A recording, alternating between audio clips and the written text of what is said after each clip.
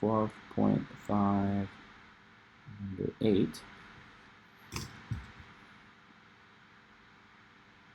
Number 8 has this. 1 times 3, okay, an interesting little pattern that exists.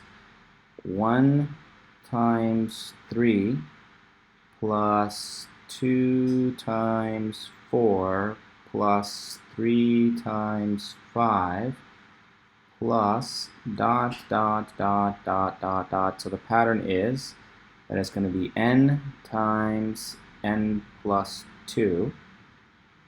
Okay, and that this whole thing equals to n times n plus 1 times 2n plus 7, all of it divided by 6.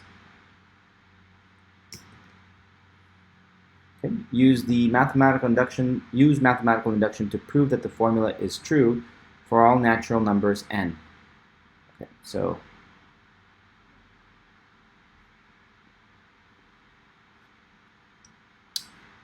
Okay, so first, let's begin with a little bit of like side work to confirm for ourselves that it's going to work out. Well, I guess we could do the first one in the induction step, right? Step number 1 would be to show that it works for the first value. Show true for n equals to 1. Right? So n equals to 1. So this is saying that it's going to be 1, the initial value 1. Right? So we want to show that it's from n and then n plus 2. So this is for n equals to 1. That'll be 1. Very pretty in color.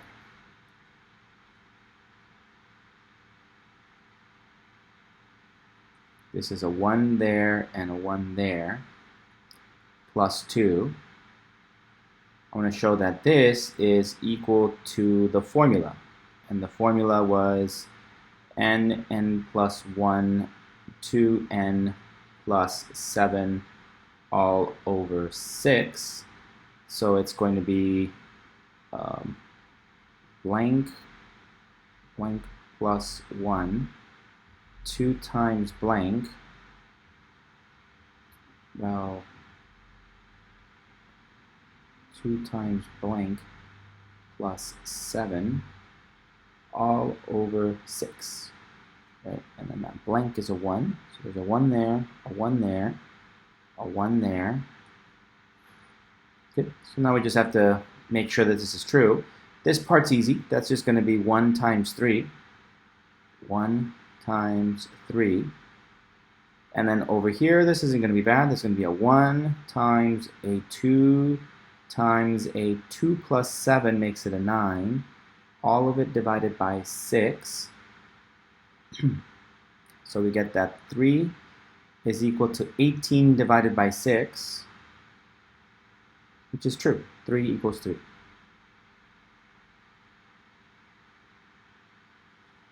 Good. Any questions? Any questions? Any questions?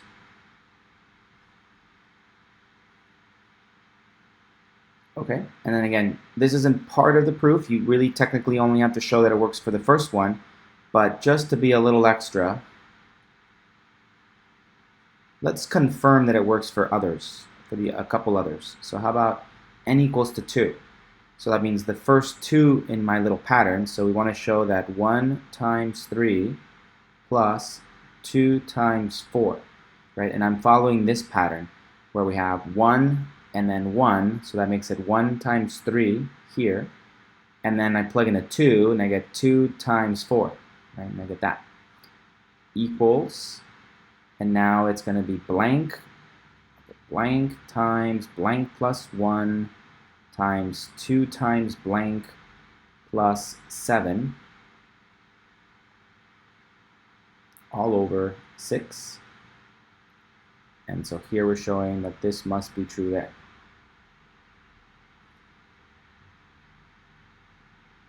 So that's 3 plus 8. That's going to be easy on the left-hand side. And this will be a 2 times a 3 times a 4 plus 7. That makes it 11 divided by 6. And so on the left-hand side, that's definitely going to be 11. And on the right-hand side, well, these guys just easily cancel. That's a 6, and that's a 6. So that equals to 11. So true, it worked out. Good. Any questions, any questions, any questions? I'm just going to do one more. It's just to really make sure that you understand this pattern. 3, right? So if we're going to do 3, then the first 3, it's going to be 1 times 3 plus 2 times 4 plus 3 times 5, right? That's following this pattern right here. So the sum of the first 3 in this pattern for n equals to 3.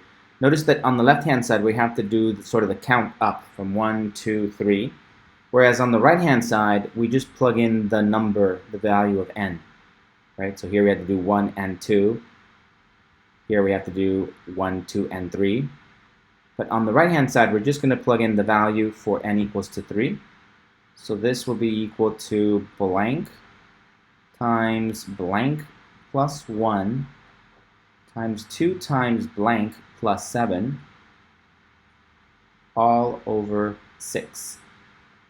And that blank is a 3. 3 goes there, 3 goes there, 3 goes there. Okay, so then that gives you a 3 plus an 8 plus a 15 should be equal to 3 times 4 times, that makes it 6 plus 7 makes it 13. All of it divided by 6. Good. On the left-hand side, we end up with 11 plus 15, which gives you 26. 26 equals. And on the right-hand side, we can do a couple reductions. 3 and 6 reduces, that gives you a 1, that gives you a 2. And then 2 and 4 reduce to give you a 2. So really the only thing that survives is a 2 and a 13, which multiplies to 26. So again, we've shown that it's true. Any questions?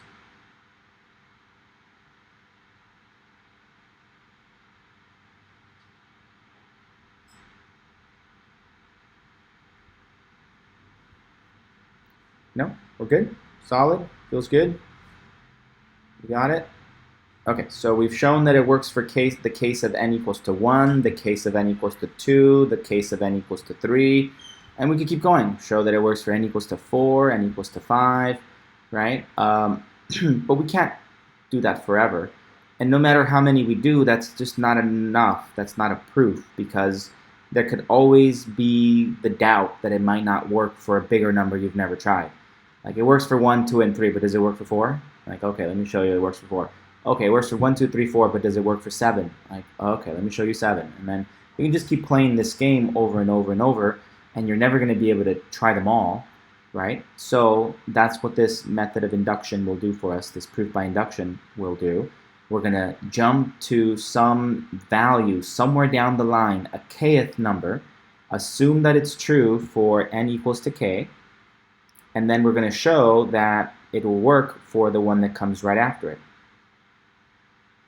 Okay, so now let's do step number 2. Step number 2, assume it's true for n equals to k, some kth number. We showed that it worked for n equals to 1. We showed that it works for n equals to 2. We showed that it works for n equals to 3. Assume that it works for some number n equals to k, where k is some natural number, where k equals some counting number. 1, 2, 3, 4, dot, dot, dot, dot, dot, dot, dot. But obviously bigger than 1. Where k is, right? Otherwise it would just be that one. But k could be anything. K is any one of those numbers. Okay? So if that's true, then the pattern is going to look like this, right? So it's just nice to write it down so that we can see what it looks like. 1 times 3 plus 2 times 4 plus 3 times 5 plus, and then that pattern is going to continue. So notice that the pattern, it's always that we have these counting numbers, right? We have 1, 2, 3, 4, and then we multiply it by a number that's two integers bigger. Right, so that's the pattern. Okay, so the next one's going to be 4 times 6, and the next one after that is going to be 5 times 7, right? And so on and so forth. And when do we stop? We stop when we get to n equals to k, which will be equal to k times, and then two numbers ahead of it. Well, I'll just write it in. K plus 2. Right? That's how I know I'll stop on the left-hand side when I get to the kth value n. So I know it looks like all I did is I replaced the n with a k, which is true, but there's a sort of subtle distinction, right? This is like the formula for any value n, whereas here k is a specific number, just don't know what that specific number is, and so it'll stop there. And so this is going to be equal to the right-hand side where we have blank times blank plus 1 times 2 times blank plus 7 divided by 6. And that blank is a k. K goes there, k goes there, k goes there. Any questions so far?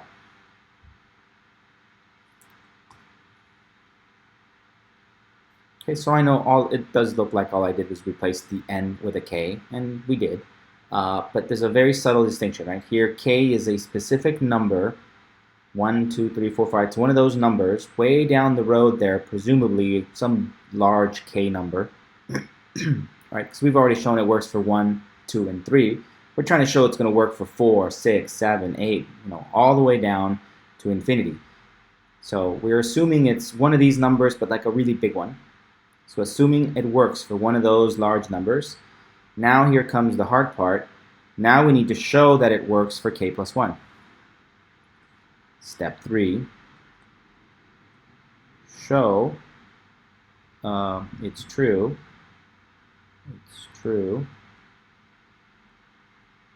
for n equals to k plus 1, the one right next to it, k plus 1.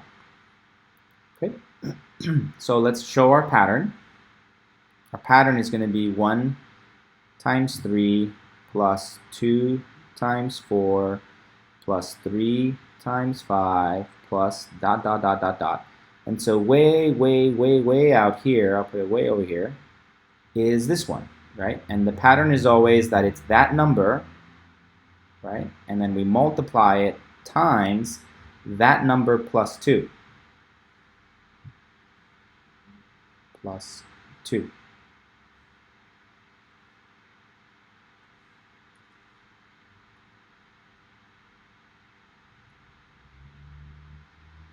Any questions? Should have left this in black. Any questions? Any questions? Any questions? Any questions? So here I'm sticking a k plus 1 instead of an n. Right, that's what I've done there. Here's our formula. I replaced the n with a k plus 1, and then the n replaced it with a k plus 1. Of course, I can simplify that, but right now all I'm doing is replacing it with a k plus 1. And then I'm going to do the same thing for what it equals. It equals this, but instead of an n, I'm going to replace it with a k plus 1. So this should equal to blank times blank plus 1 times 2 times blank plus 7 all over 6. And then each one of these blanks are k plus 1. K plus 1, k plus 1, and a k plus 1. Good. Zoom out a little bit. So this is what we're trying to show. That if we add from here all the way out to the k plus 1th number, the k plus 1th term in the list that we're adding here, that it should be equal to this. Any questions at all? No, no, no? Okay, so to prove this, to show that this is true, we're going to start with the left-hand side and then simplify it, reduce it, and make it look like the right-hand side. Okay, so I'm going to start with the left-hand side, and that's just this whole thing. I'm just going to copy that again. 1 times 3 plus 2 times 4 plus 3 times 5 plus dot, dot, dot, dot, dot, dot, dot. And then way out here, we had this. And I'm just going to simplify this a little bit. We have k plus 1. And I'm just going to combine those and say that it's equal to k plus 3. That's okay. Just combine those. Okay.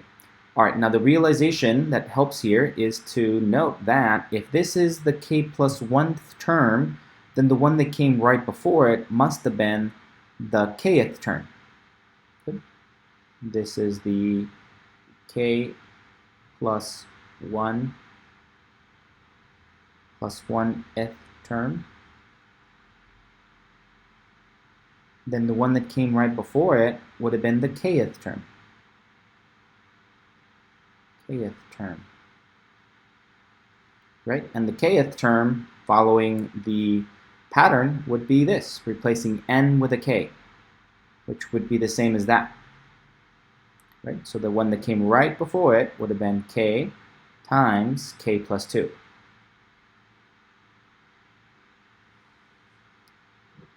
Good. Good, good, good, good. Okay, now we want to say that that must mean that all of these terms, beginning from this one all the way out to the kth term, these guys, that was step number 2. See all of this right there? All of that is equal to exactly this. So I'm just going to get this and copy it right here. And so it is k times k plus 1 times 2k plus 7 all over 6. Good. Plus, and now this thing, k plus 1 times k plus 3. Good. Okay, so remembering that my goal is to make it look like this, on the right-hand side, it's a giant fraction with a 6 in the denominator, so it makes sense that I should try and combine these terms with a common denominator of 6 to try and make it look like that. Good. So I'm just going to note that you can always turn anything into a fraction by putting it over 1. And then I'm going to multiply the numerator and denominator by a 6. And then I have myself common denominator, 6, and I can go ahead and add the numerators. Okay, so this will be equal to a giant fraction that has k plus 1, 2k plus 7, plus, I'm going to toss in that 6 in there, 6k plus 1 all over times k plus 3, and all of that goes over 6, but just for the sake of, well, that's fine. All of that goes over 6. Okay, so I'm going to factor out a k plus 1 since that's something that they both have in common. And let's see if we can get to something easier. So if we factor out a k plus 1 in the numerator, we end up with k plus 1, right, factored out. And we end up with a k times 2k plus 7 plus a 6 times a k plus 3. Okay. All of that gets divided by 6. Good. Should have been putting equal signs, sorry. Good. Okay, so I'm going to distribute the k, and I'm going to distribute the 6, and then I'm going to bring them together. See what I get. So we end up with a k plus 1 out here. And then inside these brackets, we end up with a 2k squared plus 7k plus 6k plus 18, all over 6. Good. Combining them, we end up with k plus 1 times 2k squared plus 13k plus 18, all over 6. Good. And now we want to try and factor this guy. Luckily, it's not too difficult to do the guess and check method because there's only a couple of ways to get numbers that multiply to 2k squared, right? And there's only a few combinations that multiply to 18, 9 and 2 and 3 and 6. However, we're also kind of guided by this, right? We can kind of cheat a little bit. If we peek over here, we're trying to show that it's equal to this, right? We want to show, right? We know the finish line. We know it's got to be equal to this thing. So this thing is equal to k plus 2 times 2k plus 2 plus 7, right? Just focusing on these guys. And so this becomes k plus 2 times 2k plus 9, right? This. And then, of course, there's a k plus 1 out here. And the whole thing is divided by 6, but just the numerator. I want to show the numerator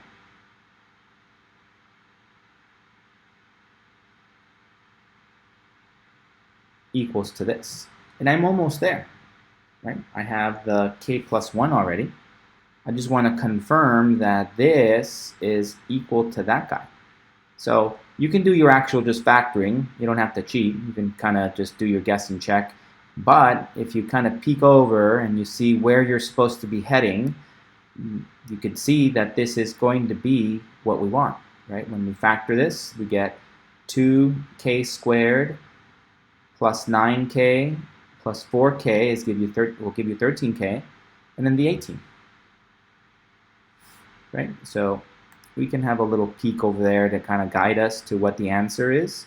But if you're really good at factoring, you wouldn't have needed that little help.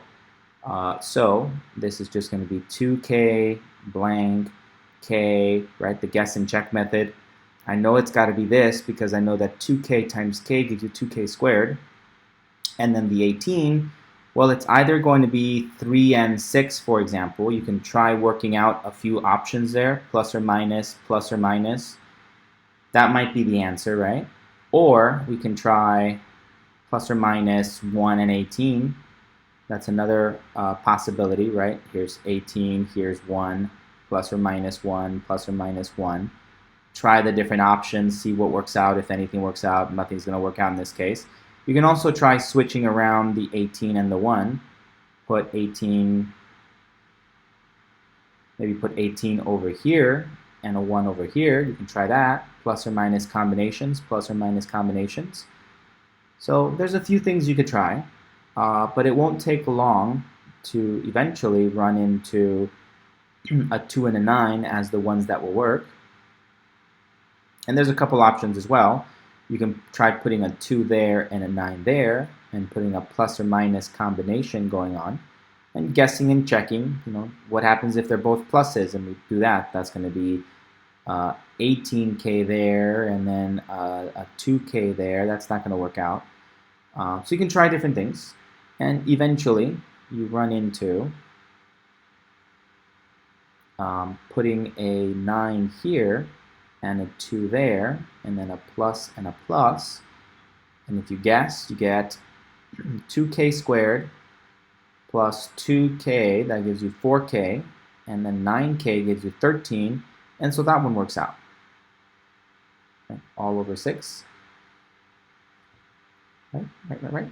What's the other thing we could do other than the guess and check method? Remember that we also went through chapter 3.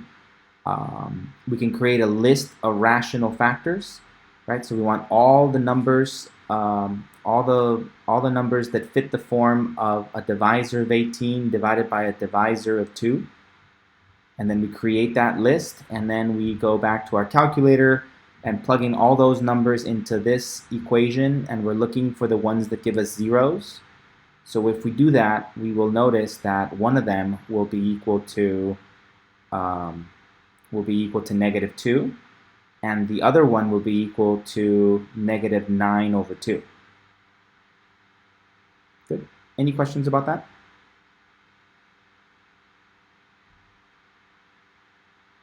Right, so divisors of 18, which is going to be 1, a 2, a 3, 4, 5, nope, a 6, 7, no, 8, no, a 9, and an 18, divided by divisors of the 2, which is a 1 and a 2. So now you got to come up with all the different divisors of these things. So that'll be 1, 2, 3, 6, 9, and 18, like this. And then all of those divided by 2, which is going to be 1/2.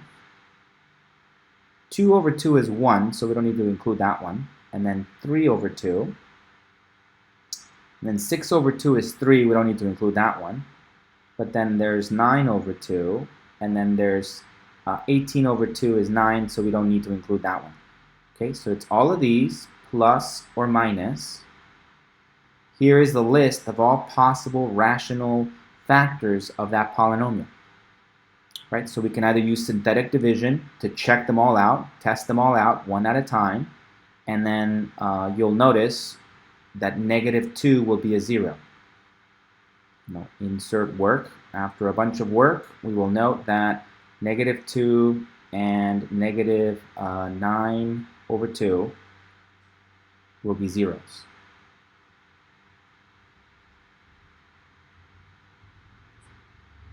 Good?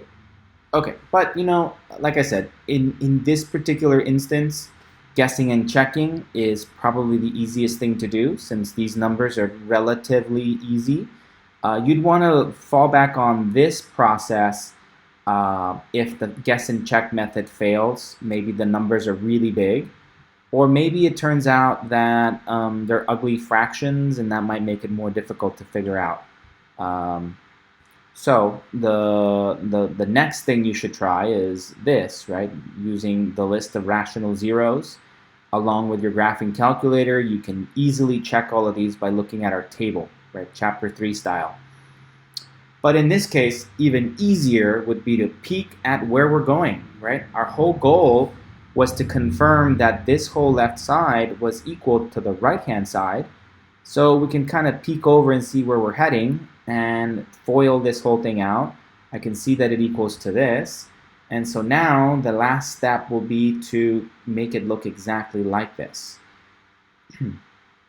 Good. So I'm just gonna kind of reverse this little step here and say that, okay, we got the k plus 1. I'm going to stick that out here. This is equal to k plus 1.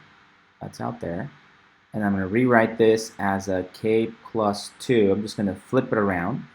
And then I have a 2k plus 9. I just flipped them around. And then a 6. And then finally, I'm going to rewrite this as k plus 1. K plus 1,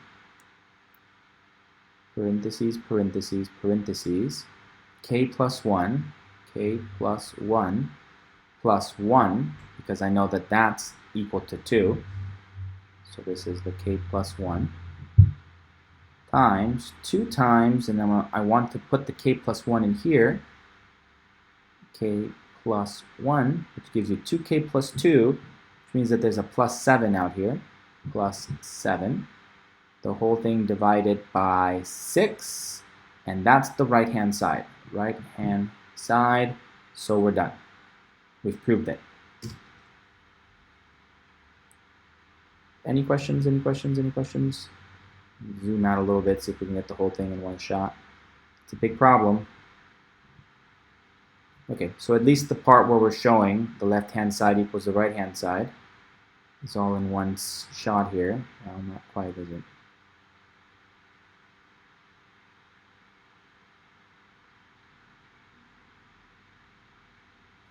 Okay, so we wanted to show that it was true for k plus 1. So here's this long statement out to k plus 1. We needed to note that that means that the kth term is right behind it, and that was this one. Oh, there should be a little plus sign here, just to show that the addition continues. Right? So this is dot, dot, dot. The summations continue in that pattern, dot, dot, dot, dot, dot. But then we sum this term plus the next one. Okay, so we start with the left-hand side. We have the left-hand side here. And then we do algebra, right? We do a replacement. We note that from the first term out to the kth term, it was equal to this formula. And then we just combine like terms, distribute, right? And our goal is to make it look like this. So from this point on, it's really just ugly algebra. Any questions?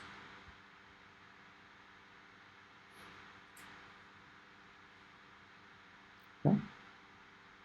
No? Let's see, get the whole thing. No, I think it'd be too small if I try and zoom out enough to see the whole thing. So just scroll through it one more time. So we wanted to show that this was true. We tried it for a couple of values. N equals to 1 is all you really need to do, but n equals to 2, 3, 4, it's good to convince ourselves. Here's our assumption that it works for n equals to k. Now we must show that it's true for n equals to k plus 1. And that's where the hard work comes in. Okay, last chance. Any questions on this?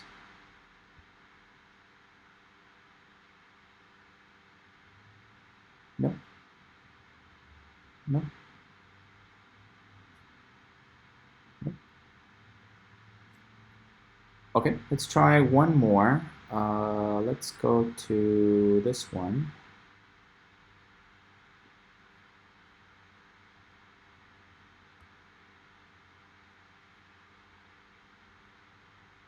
Oh.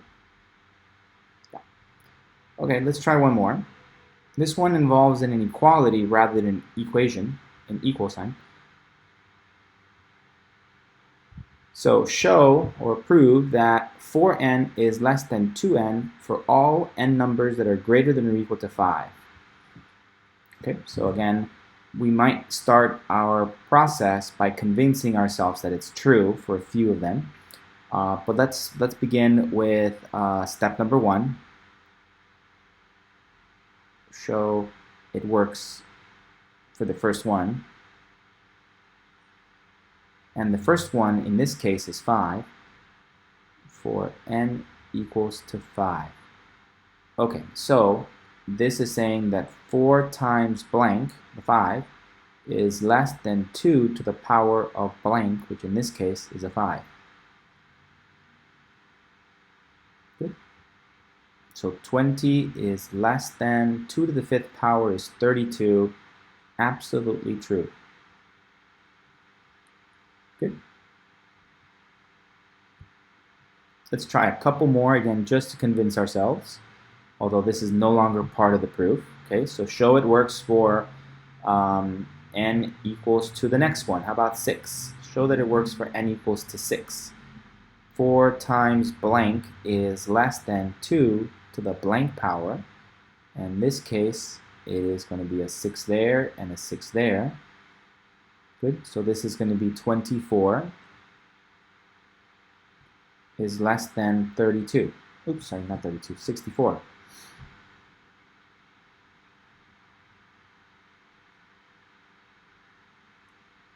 Good.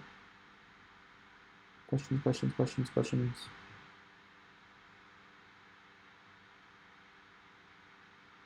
2 to the 4th power.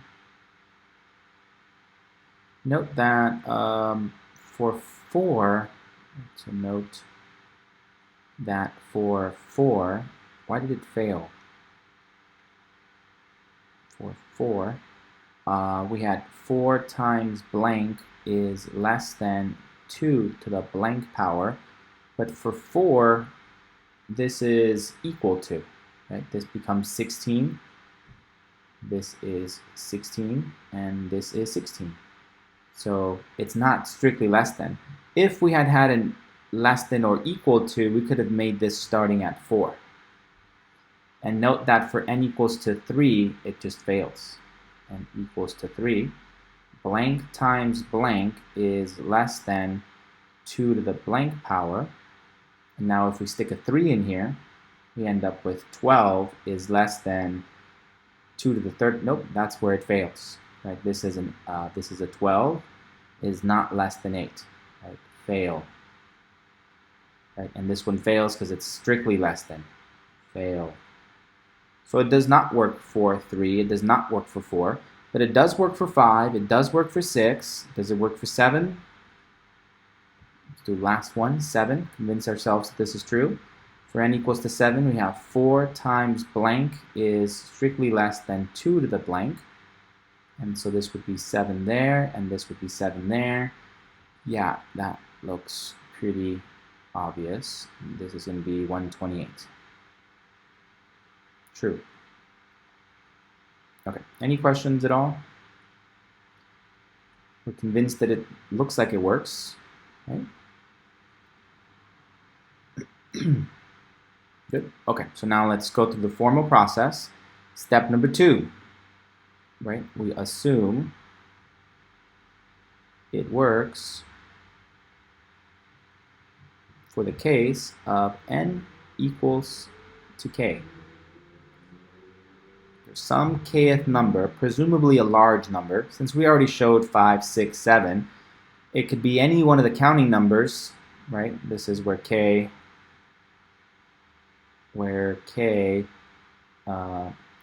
equals 5 or 6 or 7 or 8, ... But presumably it's a large number, right? Because we've already checked for 5, 6, 7.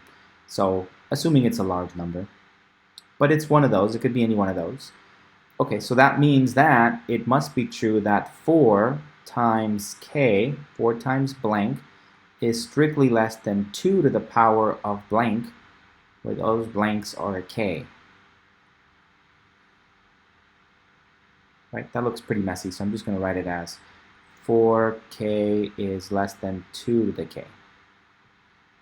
Good. And then the work begins. Number 3, show that it's true, show it works, formula works for n equals to k plus 1. Okay, so we want to show that it is true that 4 times blank is less than 2 to the blank, where that blank is a k plus 1. K plus 1. Good. Good, good, good. Okay. So note that sort of on the side work here, just remembering how these exponents work. Note that when we have 2 to the x power times, well, let's just begin with a little note here. Note that if we have 2 to the 3rd power times 2 to the 4th power, this is 3 copies of 2, 4 copies of 2, all of them being multiplied. This is really 2 to the power of 7, right? We add the exponents. Or 2 to the x power times 2 to the y power equals to 2 to the x plus y. Good? Okay, so then that means that if we go backwards, we can interpret this as 2 to the k plus 1 is really equal to 2 to the k times 2 to the 1 power. Right, so that's how we can separate this, which is really just 2 times 2 to the kth power.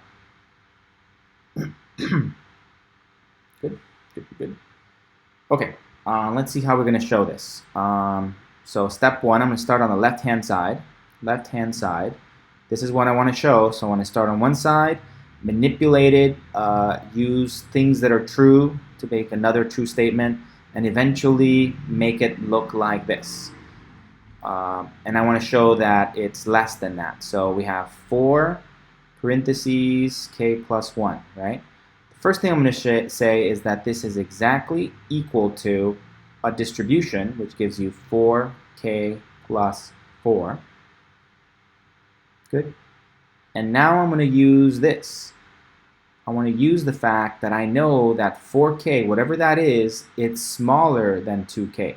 So if I replace this guy here via 2k, 2 to the k power, plus 4, then this statement must be strictly less than that statement. Is that okay? Yes, yes, yes, yes, yes. Right?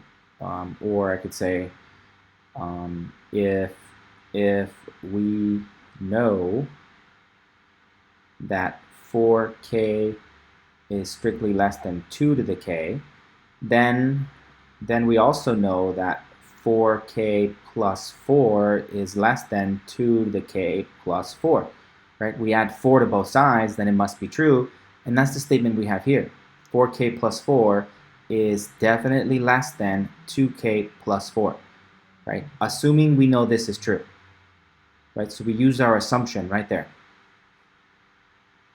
Good, good, good. We're almost there. Also, we know that if k is either a 5 or a 6 or a 7 or an 8, right? That's what k is. It's one of those numbers. Then it must be true that 4 is less than 4 times k. Is that all right? Because k is the smallest that k can be is a 5, so that's 20. Or maybe it's a 6, that means that that's 24 or 28 or 32 or so on and so forth, right? Whatever that is, it's always bigger. So I'm going to use that fact right here and replace this 4 with a 4k. Less than 2k plus 4k, right? This one is exactly equal to that one, but this one is less than this one. And this one is definitely less than that one. And then I'm going to use our assumption one more time. I know that it must be true that this is less than this, right? Where I'm replacing this guy in there. Good. Good, good, good, good, good. And now I have 2 of these. So that means that this is exactly equal to twice 2 to the kth. Okay, we have 2 of them, which is exactly equal to 2 to the 1 times 2 to the kth, which is exactly equal to 2 to the k plus 1. And that's what I wanted to show. Right? So if I combine this initial statement with this last statement, I can say that this guy is definitely, and now, pick your choice. We have so many of them. This one here, let me erase this. We have that this one is, I don't know, strictly less than. Oops, that looks like an inequality. I don't want to do that. Erase that. Let's see, what is that? That one. And then picking this thing. This one is less than this one, right? I can just kind of simplify all that and state that 4k plus 1 is less than 2 to the k plus 1. And that's what I wanted to show. So I'm done. Little box, little slash, show that you're done. Any questions?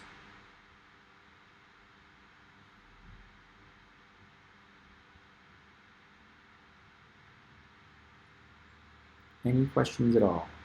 That's a little too much, isn't it?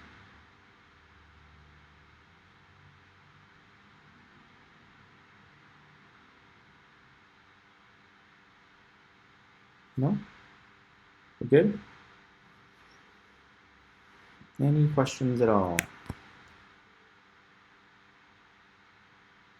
None? None? Okay then, so that should be the end of chapter 12, the sections that we're doing. So let's take a little 10-minute break. We'll come back and we'll get started on a couple of sections that we're going to do from chapter 10. So we're going to go back to chapter 10 now. We're just not going to do chapter 9. The purpose of this class is to prepare you for calculus, and so I'm just kind of picking and choosing the topics that I think would best prepare you guys for it. And I just don't think that vectors really are a big thing right now. So I'd rather pick a couple things. We're going to do a couple sections in chapter 10, and then maybe a couple sections in chapter 13, and we'll be done. The semester is over 1 week from today, so there's not much more we can cover. So we're going to do systems of equations in 2 variables, systems of equations in multiple variables. So that's 10.1, 10.2. Then we're going to do partial fraction decomposition. It's like 10.6 or 7, I think. And then we're just going to skip on to chapter 13, which is the beginning of calculus. So we'll see if we can cover a couple of sections there just to get the ball rolling, so that when you walk in your calculus class in a couple of weeks, you will already have an idea of where that course begins and where the ideas, the concepts, where that class starts. Okay. All right. So chapter 10, section 1, systems of equations, systems of linear equations in 2 variables. I'm sure we've already worked with these in the past, so a lot of this hopefully will be easy review, especially compared with the proof by induction that we've just finished doing. I think you'll find this section to be much easier, I hope. Okay, so systems of linear equations in 2 variables. Here we're going to look at systems of linear equations and their solutions. We're going to look at the substitution method, the elimination method, and graphical methods to solving systems of linear equations in 2 variables. And then we're going to consider the number of solutions of a linear equation in 2 variables. Sometimes there's a solution, sometimes, can there be more than one solution? Are there no solutions? And what does that look like graphically? And then we'll do a modeling with linear systems, so a word problem that involves a system of linear equations. Okay, so systems of linear equations and their solutions. A system of equations is a set of equations that involves the same variables, right? A system of linear equations, a system of equations in which each equation is linear, right? Remember that linear means that it fits the form of y equals mx plus b, right? That's what fits a linear equation, right? Where the y is the dependent variable, x is the independent variable, m is the slope, and 0, comma b is the y-intercept, right? M equals the slope, and 0, comma b equals the y-intercept.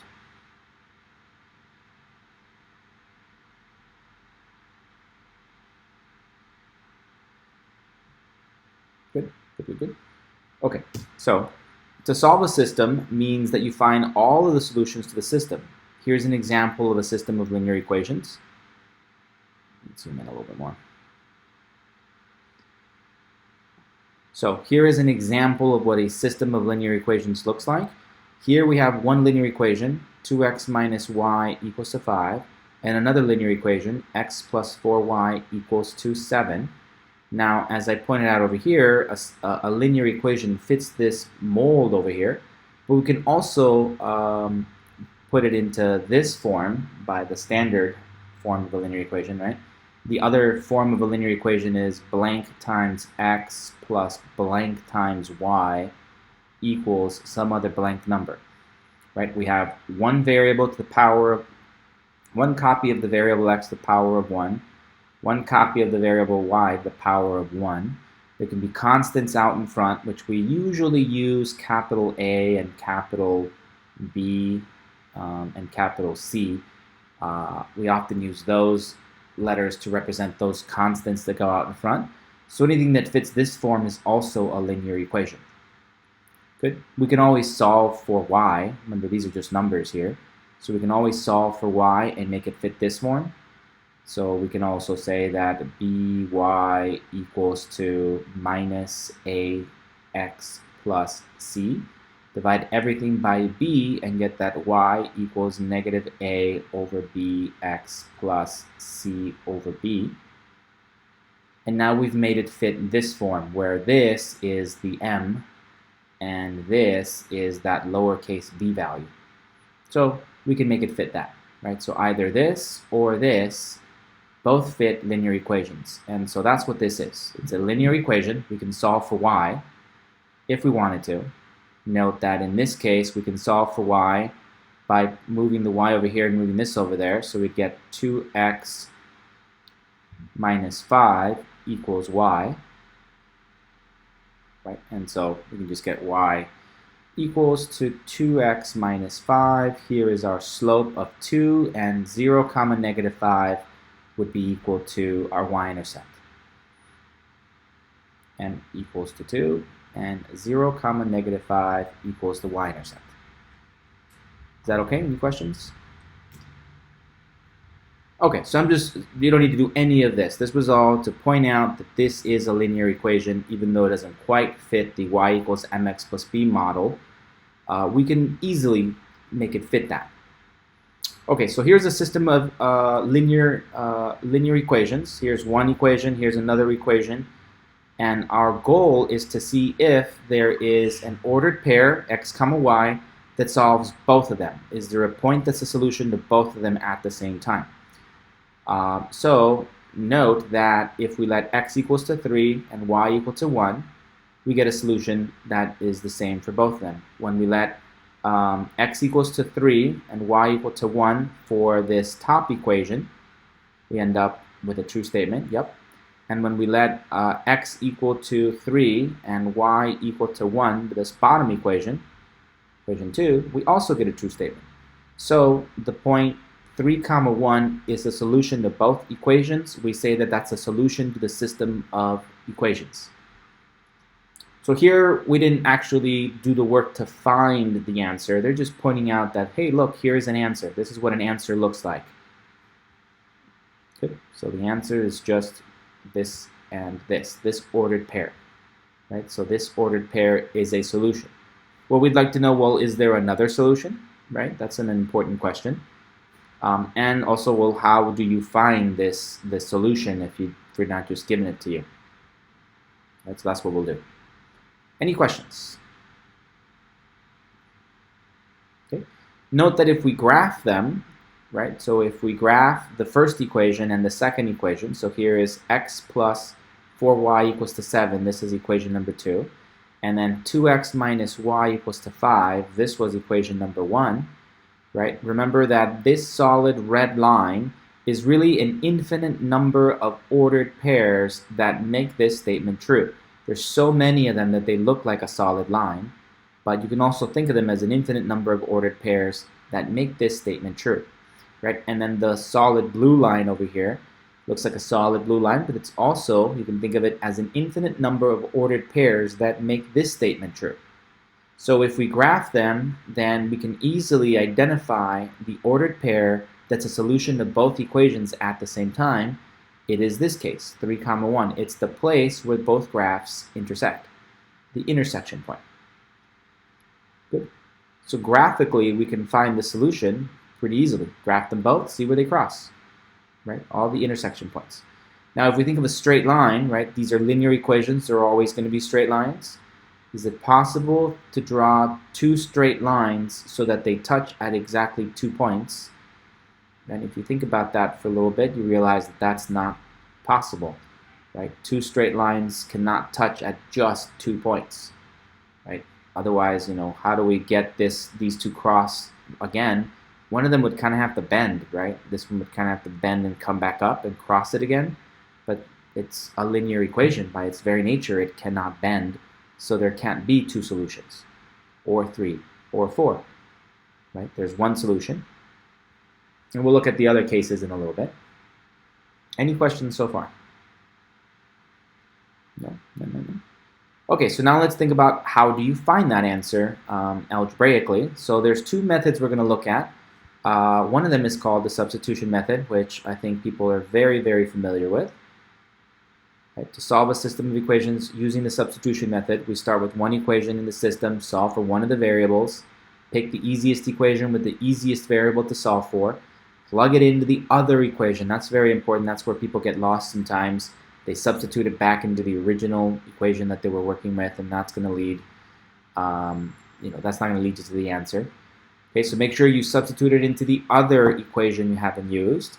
That should result in a brand new equation that only has one type of variable in it. Solve that variable, and then you're halfway there. Once you have that solution, go back and find the other variable. Okay, so it's a pretty easy concept to understand, but unfortunately this method usually leads to really messy algebra. So it's not my favorite method, but let's do one of them like that. So let's say that we have these two equations, this system of linear inequalities. So I'm going to label the equations. We're going to label this one. Oh, it's already labeled there. Equation 1 and equation 2. Okay, so what I'm going to do is pick one of the equations and solve for one of the variables, and it's just begging me to solve for y, right? It's such an easy thing to do, to solve for y. So that's what I'm going to choose to do. I'm going to take equation number 1, solve for y. Right, so I have 2x plus y equals 1. So therefore y equals to 1 minus 2x. Super easy, right? It's not the correct thing to do. It's not the only way to solve this. You could have picked this equation. If you want to make your life more interesting, why not pick a harder one? Pick equation 2 and solve for x. Why not?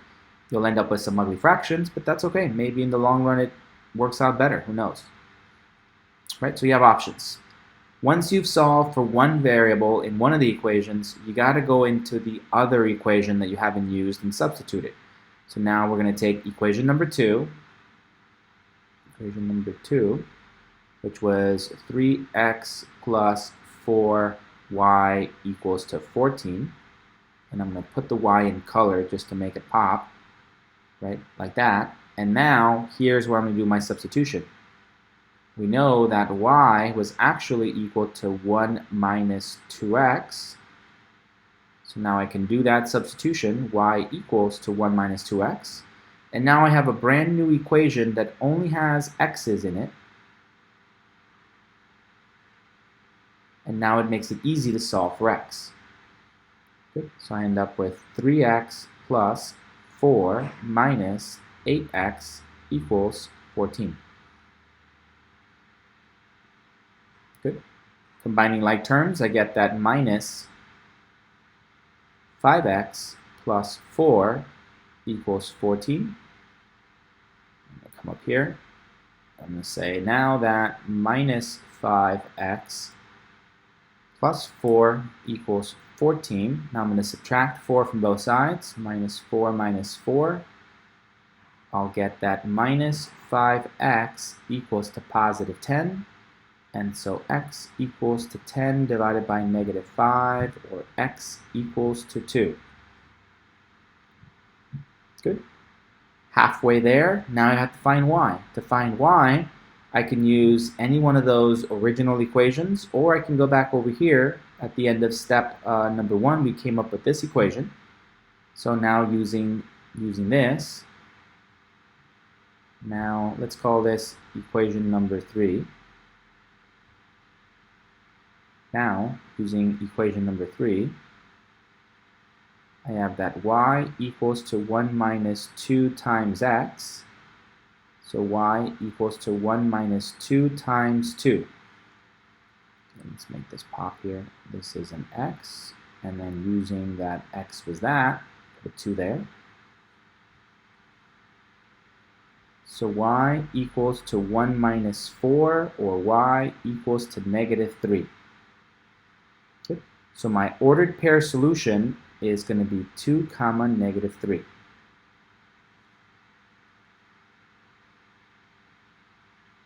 Solution. Good. Let's check it. Let's make sure that this really does work. Check. So if it works, it must be true that blank plus blank must be equal to 1, and also 3 times blank plus 4 times blank equals 14. And so the x was a 2, so put a 2 there, put a 2 there, and the y is a negative 3, put negative 3 there. Okay, and let's just check. That's going to be 4 plus negative 3 equals to 1. Yep, that's true. And now 6 plus negative 12. Uh-oh, what did I do wrong? 6 times negative 4.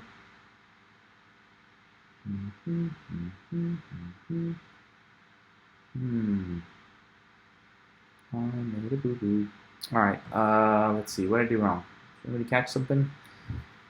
That goes there, that goes there. 4 minus 8x minus 5 plus 4 minus 4 minus 4 gives you a 10 divided by... Oh, duh, nobody caught this? Blame you guys. Minus 5, 10 divided by negative 5. This should have been negative 2. Let's erase that. See how it's important to check things? This was a test question. I would have gotten that wrong. Minus 5. I need coffee. Minus 2. Minus 2. So it should be a negative 2. Okay, so then coming back over here, that means that this must be a minus 2, which means that this turns into a plus 4, which means that this turns into a plus 5. Plus 5. Good. So let's erase that. Let's erase that. Let's erase that, and that, and that, and that, and that, and that, and that, and that, and that, and that, and that, and that, and that. That's fine. Okay, so negative 2 is the x coordinate. Negative 2 turns into positive 5 over there. There's a solution. Okay, so let's check it. So minus 2 goes there, minus 2 goes there, positive 5 goes there, and positive 5 goes there.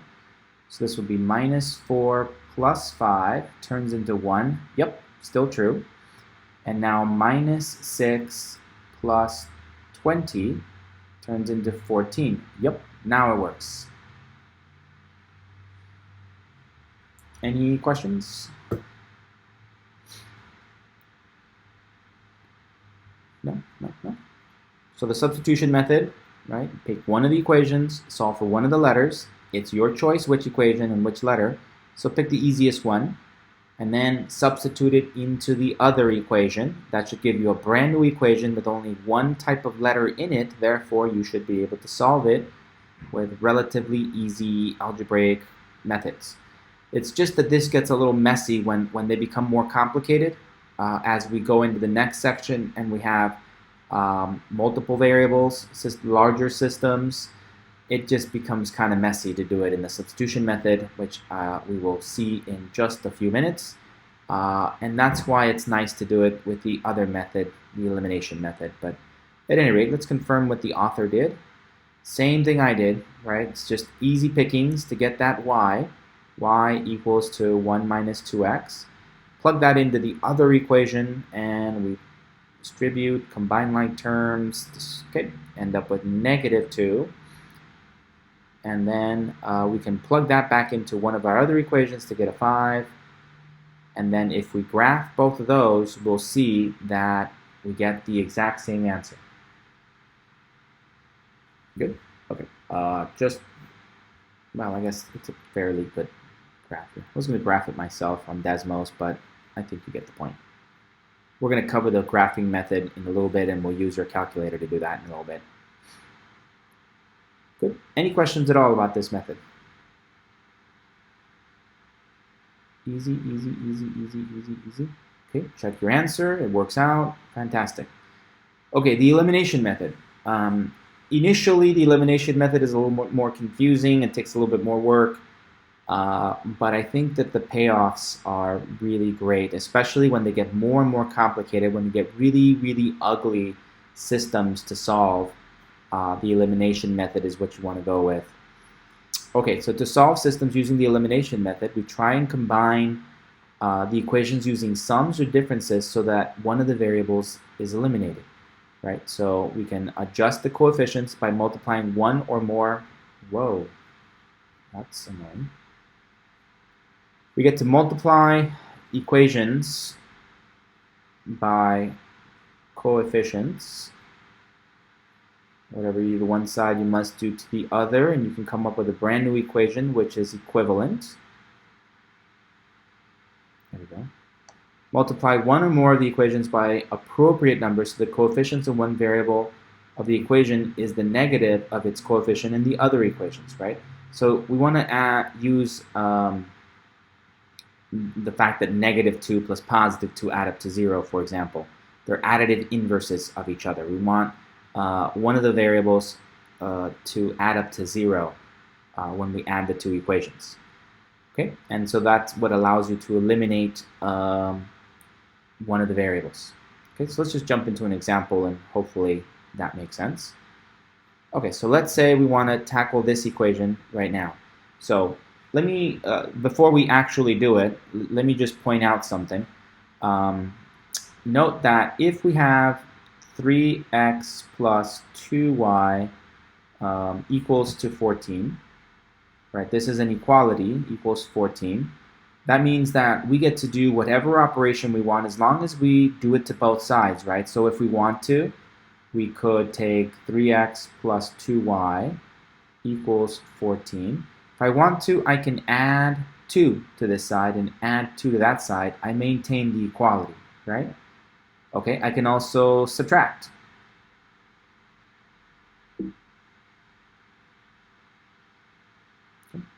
I can also subtract 7, right? And that maintains the equality. I can add or I can subtract.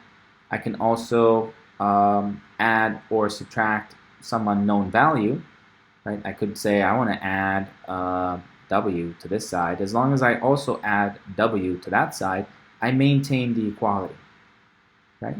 I can also add two things that are equal to each other already. So for example, on this side I can choose to add 10, and on this side I can choose to add the, I don't know, about 4 squared minus 6, right? Whatever, that's 10.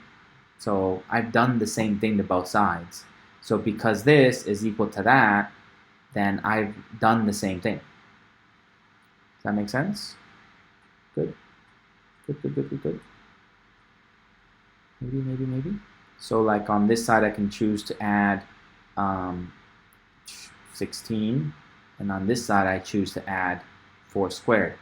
Well, they're both the same thing. They look different, but they're equal to each other, right? 16 is equal to 4 squared. Good. So for that reason, I can do the following. I could say I'm going to add 2 to this side, and on this side I'm going to add something that's equal to 2. I'm going to add x minus 2y, right? Because I'm told that they're equal to each other, so I've maintained the equality. Good. So for that reason, you're allowed to add these. And I know that the notation we adopt is this. We usually just put a little line and add them. Keep that equal sign underneath, and we just say that this is going to be 14 plus 2. And then over here, this is just this long thing, 3x plus x plus 2y minus 2y. Good. These things then cancel. 2y minus 2y, that becomes 0. So we end up with 4x is equal to 16. Good, good, good, good. Well, in practice, people don't even do all of this work. Really, they just do this. We have 3x plus 2y equals to 14, which is x minus 2y equals to 2. So even more of a shortcut, they just do this, and then they cancel those, and then they add these, so we end up with 4x equals to 16, which is a perfectly good notational shortcut, but you should recognize that these properties over here, this idea and this idea, are really what allow this to be true. Good. Good, good, good. Okay, so once we get to this point, then we have a new equation, 4x equals to 16, and now we can divide both sides and get that 4x equals to 16, therefore x equals to 16 divided by 4, or x equals to 4. Once you have one of the variables, now you can go back and find the other variable using either equation. Why not pick the easiest one? So now using equation number 2, we end up with 4 minus 2 times y equals to 2. So minus 2y equals to minus 2, subtracting 4 from both sides. And so y equals to 1, right? So our solution is going to be 4, 4, comma 1. Good. Let's check. If it's true, then it must mean that 3 times blank plus 2 times blank equals to 14. And it must also be true that blank minus 2 times blank must be 2. I used red a lot. Let's see, with the pop here, the pop of color, the 4 goes there, the 4 goes there, x equals to 4, and y equals to 1. Let's confirm. This is going to be 12 plus 2 equals to 14. Yup, that works. And this is going to be 4 minus 2 equals to 2. Yup, that works. Good. Questions, questions, questions, questions? So in this initial example, it was very, very convenient that when we add them, the y's cancel out, right? So it's just a very easy problem. That won't always work out, but we also get to use one more property, that we can come up with equivalent equations by multiplying both sides of an equal sign of an equation by a constant. And then that'll allow us to manipulate it so we can come up with a new system of equations with equivalent answers, such that one of the variables will cancel out in this way. Questions, questions, questions, questions? No? No questions, no questions, no questions. Okay, let's see how the author framed all that. Since the coefficients of the y term are negatives of each other, they're also called additive inverses. They add up to 0. If we add them, they eliminate the y. So like I said, this is the notation most people adopt. You just put a little line, add them, and they add them down. And then divide to get the 4. And now you can use any one of the other equations to solve for y. So using equation number 2, and then replacing the x with a 4, we'll end up with 4 minus 2y equals to 2. And so we end up with y equals to 1. Good. And if we graph both of them, and again, we'll get into the graphing method in 1 second. If we graph both of them, we see that this is what they look like. And then right there is our solution, 4, comma 1. Good. Good, good, good, good, good.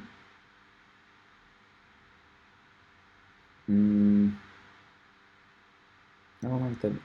Let's try one more question using the elimination method. That's a little bit more complicated. Let's pick something from the book.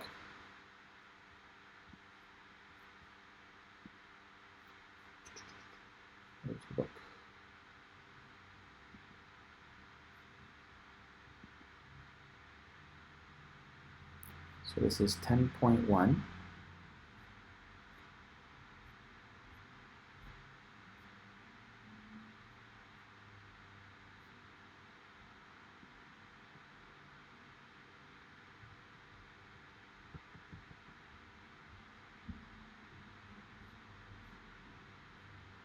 Yeah, 10.8.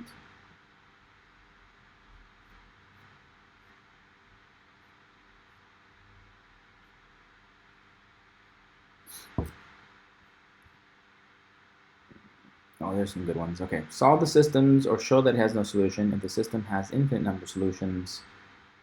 Determine graphically, substitution method, elimination method. Okay, let's just begin by making sure it works for one of these guys, and then we'll build on to the other ones. So let's pick, say, something like number 12. Number 12 says solve using the elimination method. So let me copy it down.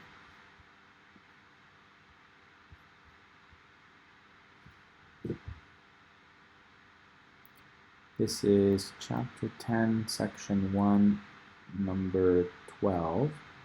Has 2x minus 5y equals to negative 18, and then 3x plus 4y equals to 19.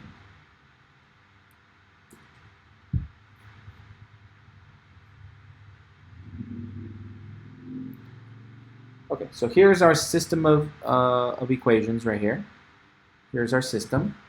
And note that right now, if I wanted to just add them, nothing would cancel, right? If I just jumped into the case of, okay, let's just add them, these would add up to 5x, and these add up to negative y, and these add up to 1, which is true. Nothing wrong with that. It's a perfectly true statement. But so what? It's not helpful. It's a brand new equation that doesn't help us solve anything. So we don't want to do it. We don't want to add them just yet.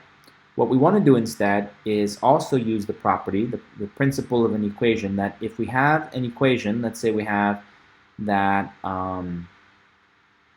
3x plus 2 equals to 4y. If we have this as a true statement, then what we could do is we can multiply both sides by a constant, say 3, right? Just arbitrarily picking a 3. And if you have that, then we maintain the equality. You can multiply both sides by a constant and maintain the equality. So in this case, this would then turn into a new equation that's also true. 9x plus 6 must also be equal to 12y. So if the original one is true, this one must also be true. Good. And they have the same ordered pairs, solutions.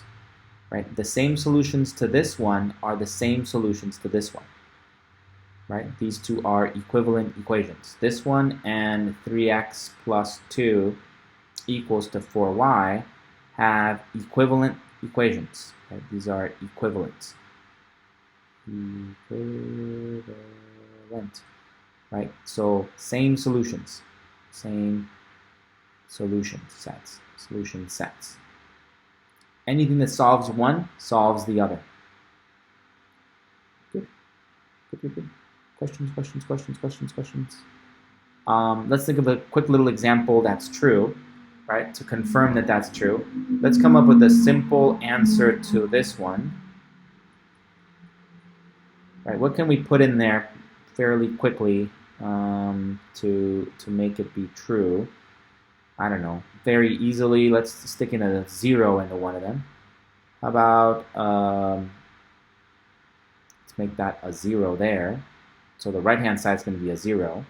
And that means I would need this to be a minus 2. So how about minus 2/3? That works. So we have one ordered pair, negative 2/3 comma 0. That's a solution to this one. But because these two are equivalent, it must be true that it's also a solution to this one. 9 blank plus 6 equals to 12 times blank. So if I stick in the x value of negative 2/3 and a 0 there, I get something that's also going to be true. Right? 3 goes into 9, negative, a positive 3 times. That's going to be a minus 6. Minus 6 plus 6 equals 0. Also true. Good, good. Okay, so what we're going to do is we're going to manipulate these equations, one or maybe more than one of these equations, such that our goal is going to be to get these coefficients in front to be additive inverses. My goal is going to be to get them to add up to 0, right? So target one of the letters for elimination. It doesn't matter which one. Pick one at random. How about the y? Let's cancel out the y's. That's my goal, right? My goal is to cancel the y's. So I want to be able to multiply this equation. Let's call this equation 1. Equation number 1. And then equation number 2. Okay, equation number 1, equation number 2. So I'm going to multiply equation number 1 times positive 4. That'll get me to 20, right? And it's already a minus, so it'll be minus 20. And then I'm going to multiply equation number 2. Equation number 2, I'm going to multiply that one by 5. And that'll get me a positive 20 right there. And then I know that that means that the y's will cancel. Okay, so I'm going to multiply everything in this equation, both sides, by 4. So I'll end up with 4 times, well, I'm not going to do that. It's going to be equal to 8x minus 20y equals to 4 times 18, that's 72, minus 72. Good. Questions, is that right? 4 times 18, 72, right? Yay. Good. Okay, and then I'm going to multiply everything in this equation by 5, and that'll give us to 15x plus 20y equals to 95, right? 19 times 5, 95. Good. So what we've done is we achieved a brand new system of equations where this one is equivalent to that one, and this equation is equivalent to that one, right? All the same solutions that solve this one solve this one. All the same solution sets that solve this one solve this one. So I have a new system of equations, but this time this one will work out nicely. Now if I add them, the y's cancel, and I end up with 23x equals to these two, and what is that, 1823? 5 minus 72, 23. Good. Okay, so now 23x equals to 23, so I'm just going to divide both sides by 23, divide by 23. These guys cancel, and so I end up with x equals to positive 1. Once you have one of the letters, you can come back and solve for the other one, right? Once I know that the x is a 1, I can come back in here, plug it in there, and solve. So now, I'll put it here, now using 2 times blank minus 5y equals to negative 18, I can put in my 1 into here and solve for y, and I get that minus 5y equals to minus 18 minus 2, that's going to be negative 20. So y equals to negative 20 divided by negative 5, or y equals to positive 4 as our solution. Good, so the solution ends up being the ordered pair 1, 4. Any questions? No. And I'll put a giant or, I mean, we already solved it, but the other thing we could do, and then just for the purposes of practicing this process, we can begin again. We can come back to the original system of equations, of linear equations, minus 18, and then I have 3x plus 4y equals to 19. Okay, but now maybe I want to target the x's for elimination. Here I solved for x by canceling out the y's, But now if I cancel out the x's, I can solve for y, right? It's just another way of solving it. Again, this is equation 1 and equation 2. So if I want to cancel out the x's, the least common multiple is going to be a 6. So let's multiply this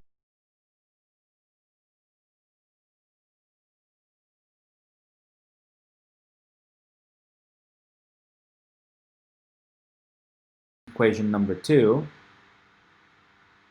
by positive 2, and that'll give me a positive 6. So that'll give me the cancellation I want. Okay, so this is going to turn out to be negative 6x plus 15y equals to positive, what is that, 30, 54? Positive 54. Good. And then multiply this second equation, everything by positive 2, that'll give us 6x plus 8y equals to 38. And here we have a new system of equations such that when I add these down, the x's will cancel. So if I go ahead and add these, I know these guys will cancel. Let me squeeze this over here. This looks a little weird. So this was equation number 2. Multiply it by 2, and that's what this guy is. Good. So the x's cancel, and now we end up with 23y.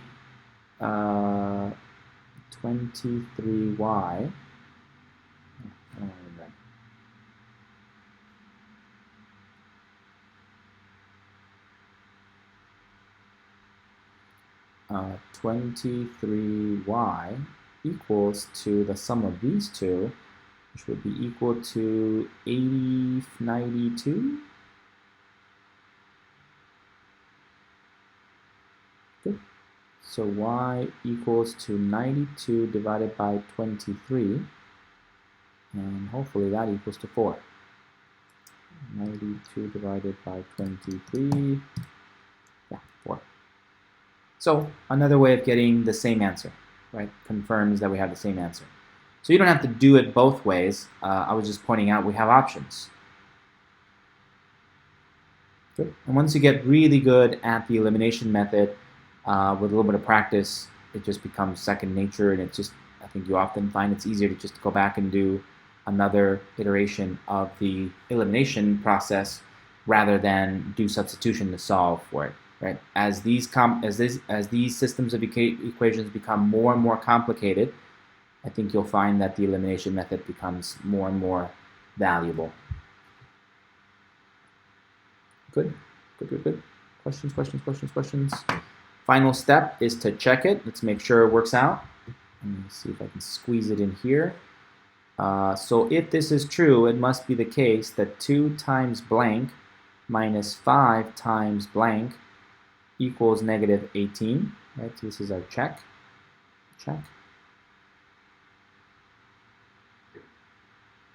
And the other equation, it must be true that 3 times blank plus 4 times blank is equal to 19, right? And so our blanks were a 1, a 1, a 4, and a 4. And so is it true? We get that 2 minus 20 equals to negative 18. That's true. And we get that 3 plus 16 equals to 19. That's true. So it did work out. Any questions, any questions, any questions, questions? Okay, let's look at the graphing method. Well, we're about to explore it in more detail, but let's go to no, I don't want that. Quit. Let's go to Desmos.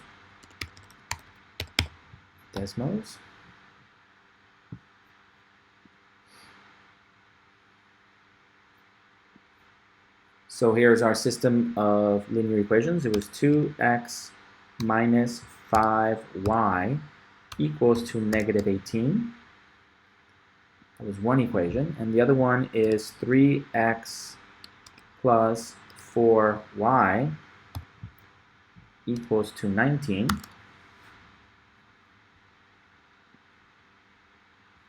so here is our two linear equations, right? This blue one is 3x plus 4y equals to 19. The red one equals to 2x minus 5y equals to negative 18. And the place where they cross is exactly our solution, the point 1, 4. Good. Questions, questions, questions, questions? So graphically, we could see that it's fairly easy to solve with technology. Graph them both, and the place where they cross is our solution. Good, good, good. Okay, so let's go back to do more of the graphing.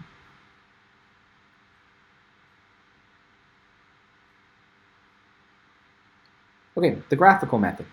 So in the graphical method, we use graphing devices to solve for our system. So graph each equation, express each equation in the form suitable for the graphing calculator. So that's one of our limitations, that in Desmos I can type in whatever equation in whatever format and it will automatically understand what I'm doing. But our calculator, remember, it's kind of ancient technology from like the 70s and 80s, and they really haven't updated it much for various reasons. But we're limited. Our calculator can only accept functions in the form of y equals to something. So we have to solve for y first before we can type it into our calculator. Okay, so let's say we have this guy right here. Find all solutions to this. Well, if it was Desmos, I can literally just type this and then type this and see where they cross. So let's do that first, and then we'll see how we would do it with our calculator. So solving this system of equations, fairly easy. We type in our first equation, which is 1.35x minus 2.13y equals to negative 2.36. Okay, and then the other equation, which is 2.16x plus 0.32y equals 1.06. Okay, so we just confirm I did it right. You just type it right into your technology. Here is our two graphs, and you can just click on it, and there's our answer. 0.299, 1.297. That's going to be our solution. Good. Okay, pretty easy with Desmos, right? But we need to learn how to do it with our calculator, since we won't always have access to Desmos, right? So how do we do it using our own TI 83 or 84? Well, we're limited. Our calculator, we cannot type this in there. We need to solve for y. So that's the first step, right? So step number one, we need to take the original equations, 1.35x minus 2.13y equals to negative 2.36, and we need to solve for y. Not that hard, it's just going to be a little bit of algebra work. It's to negative 1.35x minus 2.36. Divide the whole thing, and we end up with negative 1.35 divided by negative 2.13x minus 2.36 all over negative 2.13. Good. So y equals to, let's see what that is, 1.35 divided by 2.13. I get this positive 0.6338. That's an approximation. So already I'm not going to get a very exact answer. And we have a minus, and this is going to be a minus, and this is going to turn out to be a plus. And 2.36 divided by 2.13, I get 1.107, 10798. 798. Good. Okay, then I have to do the same thing for the other equation. We have 2.16x plus 0.32y equals to 1.06. And we solve for y. We're going to subtract that and divide by everything. So it's going to be y equals to negative 2.16 divided by 0.32x plus 1.06 divided by 0.32. Just following the pattern that I need to subtract this to that side and divide everything by this decimal. So y will be equal to 2.16 divided by 0.32 gets me to negative 6.75x plus 1.06 divided by 0.32 gets you to 3.3125. Good. So we have one equation, we have another equation. Now we can type it into our calculator.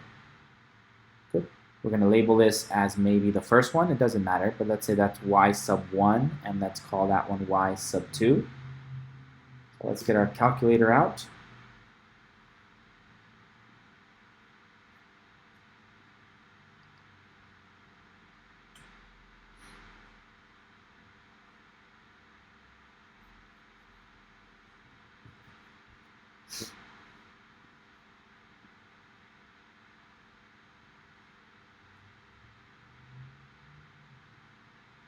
Okay, so let's make sure that we're in the proper mode. So if you're not already on this screen, hit mode, and that'll get you to this screen. Okay, so we want to go back to function modes, right? So this was in parametric mode from the previous time we worked on this, parametrics. So let's go back to function, enter. Okay, and then let's go to y equals, let's get rid of whatever's on there. Now I want to type in these two equations. What's happening here? So equation number 1, let's get this up here. Get rid of this. Equation number 1 is this thing. So I'm going to type in 0.6338x plus 1.10798. So that's that first equation. And then the next equation is going to be negative 6.75x plus 3.3125. Okay, we have our two equations. Let's go to window. Let's pick an appropriate window. If you don't know what to put down there, a good place to start would just be the rectangular, just the box from negative 20 to 20. It's a good random place to begin. You can always come back and change this.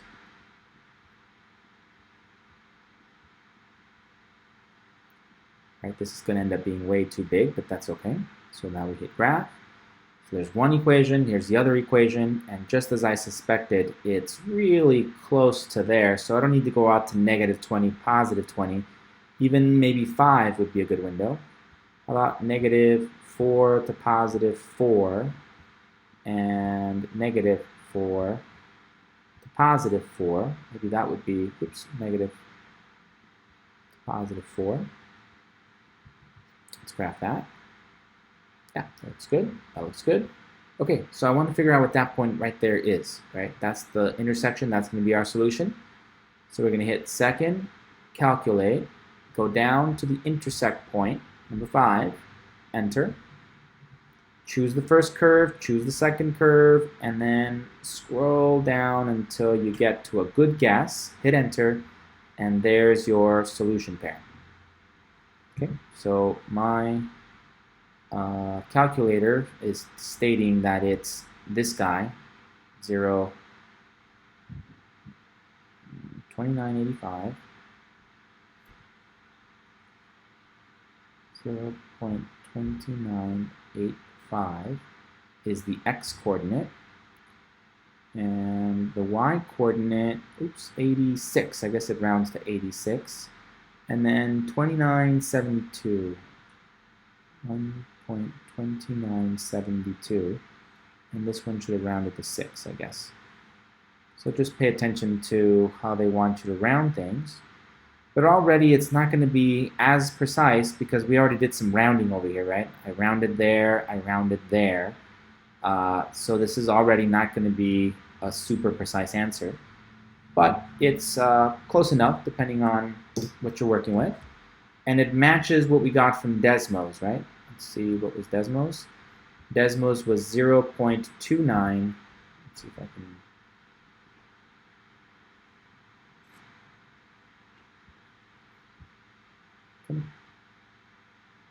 Oh, it's not going to let me.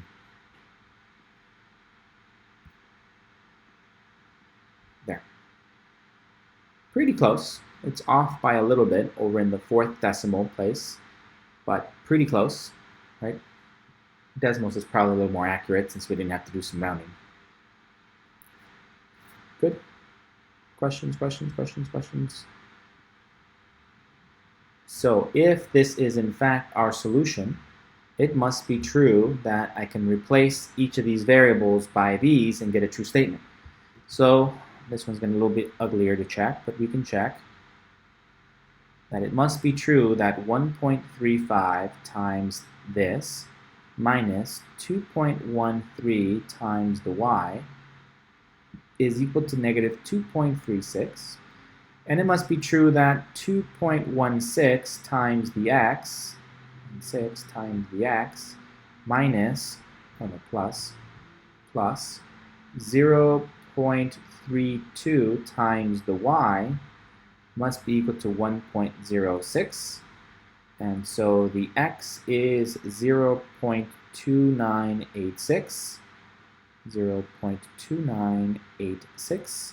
And the y is 1.2972, 1.2972, right? So if we just punch that into our calculator and work it all out, we should hopefully see that both statements are true, and so we have our solution.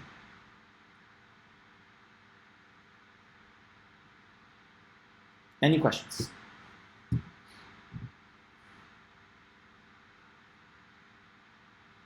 No? No? No, no, no, no, no, no, no. Okay, let's confirm what the author did. Yep, solve for y, solve for y. Do a little rounding. You put it into your calculator, approximate. Okay, let's not do it that way. The number of solutions, right? How many solutions are there when we have systems of number of solutions in a linear system in 2 variables? Okay, so there's going to be 3 cases to consider when we have a system of linear equations in 2 variables. Either the system is going to have exactly 1 solution, the system is going to have no solutions, or the system is going to have an infinite number of solutions. Okay, so we've been covering this quite a bit. The system has exactly 1 solution. We have 1 linear equation, we have another linear equation. The place where they cross is exactly the solution that fits both of them. So if you think about the graphs of linear equations, there's only 3 things that they can do.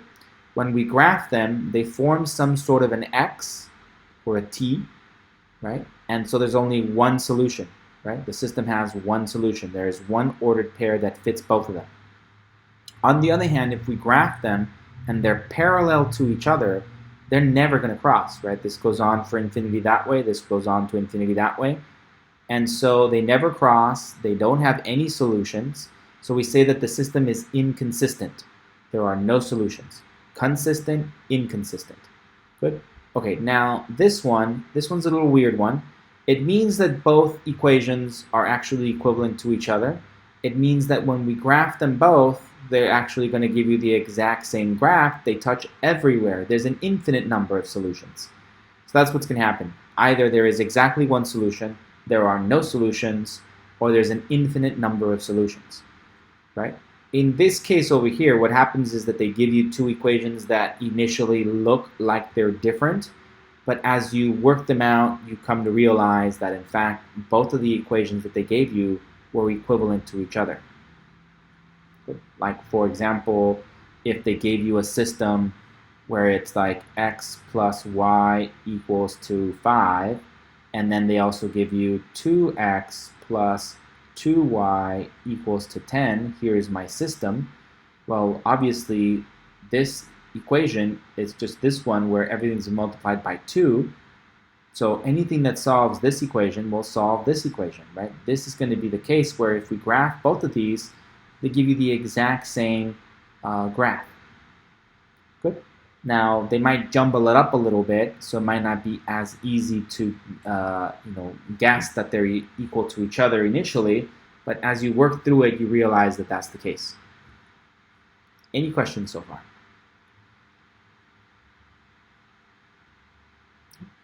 Okay, let's practice some of these things, and I think this is a good place to practice more of our elimination method to solve these systems. So this is going to be yet another example where there is exactly one solution.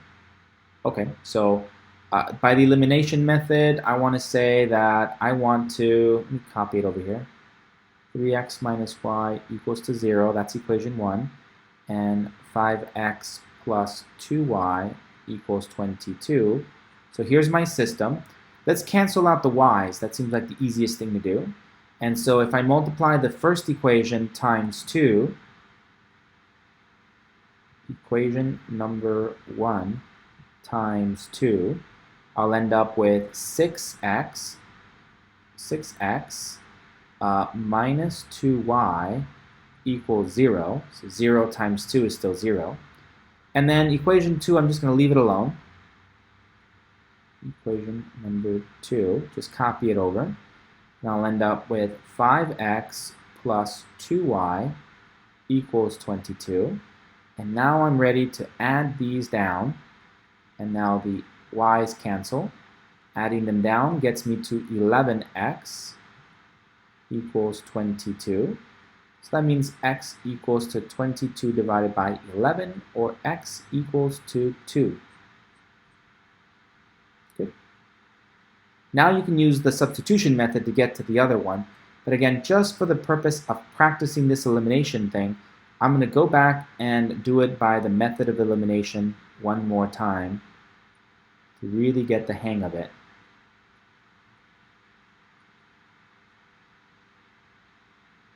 Okay, so here's my system. This time, if I want to target the x's for elimination, the least common multiple of a 3 and a 5 is going to be 15. So I'm going to multiply this top one, multiply equation number 1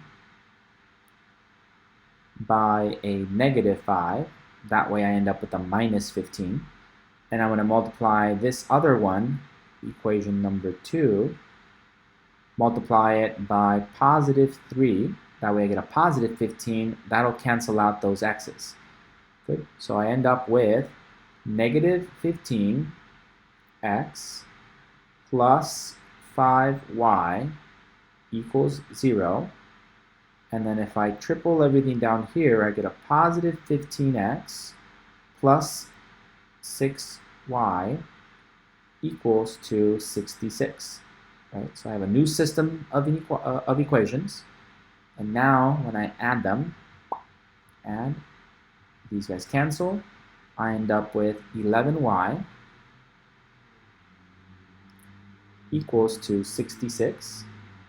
So y equals to 66 divided by 11, or y equals to 6. Good.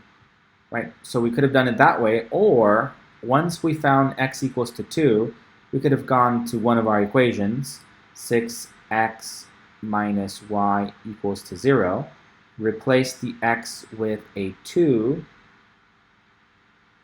minus y equals 0, and so we would have gotten that y equals to 6 from this. So, okay, maybe that would have been a little easier, but it helped us practice the elimination method, right? So our solution is the ordered pair 2, 6. And again, we can check it by plugging this into here. 3 times blank, let's check it, check.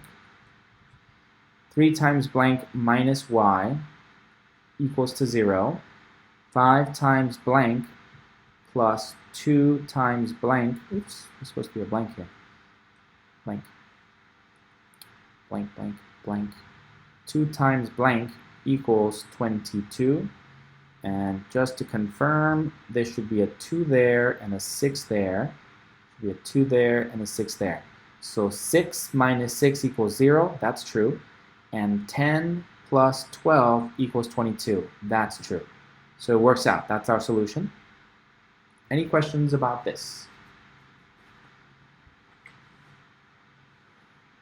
Well, that's all good and dandy, but we were supposed to use the graphing method, right? So let's use the graphing method and confirm that we get the same answer of 2 comma 6. So going back to my original equations, I need to solve for y. So the first one's pretty easy. That's just going to be 3x minus y equals 0. Moving the y across, we get that y equals 3x. That's one of my equations. And then the other one is 5x plus 2y equals 22.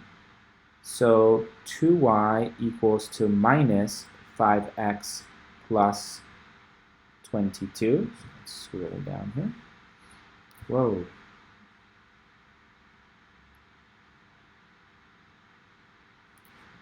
So y equals to negative 5 over 2x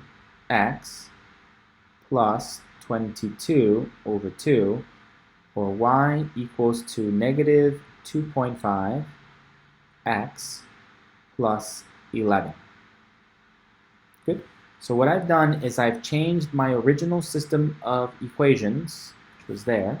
So my original system of 3x minus y equals to 0. Right? I solved for y, and this is what I got. Y equals to 3x. And the other equation of 5x plus 2y equals to 22, I solved for y, and I got that y equals to negative 2.5x plus 11. Good. So now let's use our calculator to solve this. We solved both of them for y, so now we're ready to plug them in here. So let's go back to y equals, clear. First equation is going to be 3x. Second equation is going to be negative 2.5x plus 11. Enter. And then when, let's pick an appropriate window. I don't know, how about negative 10 to 10?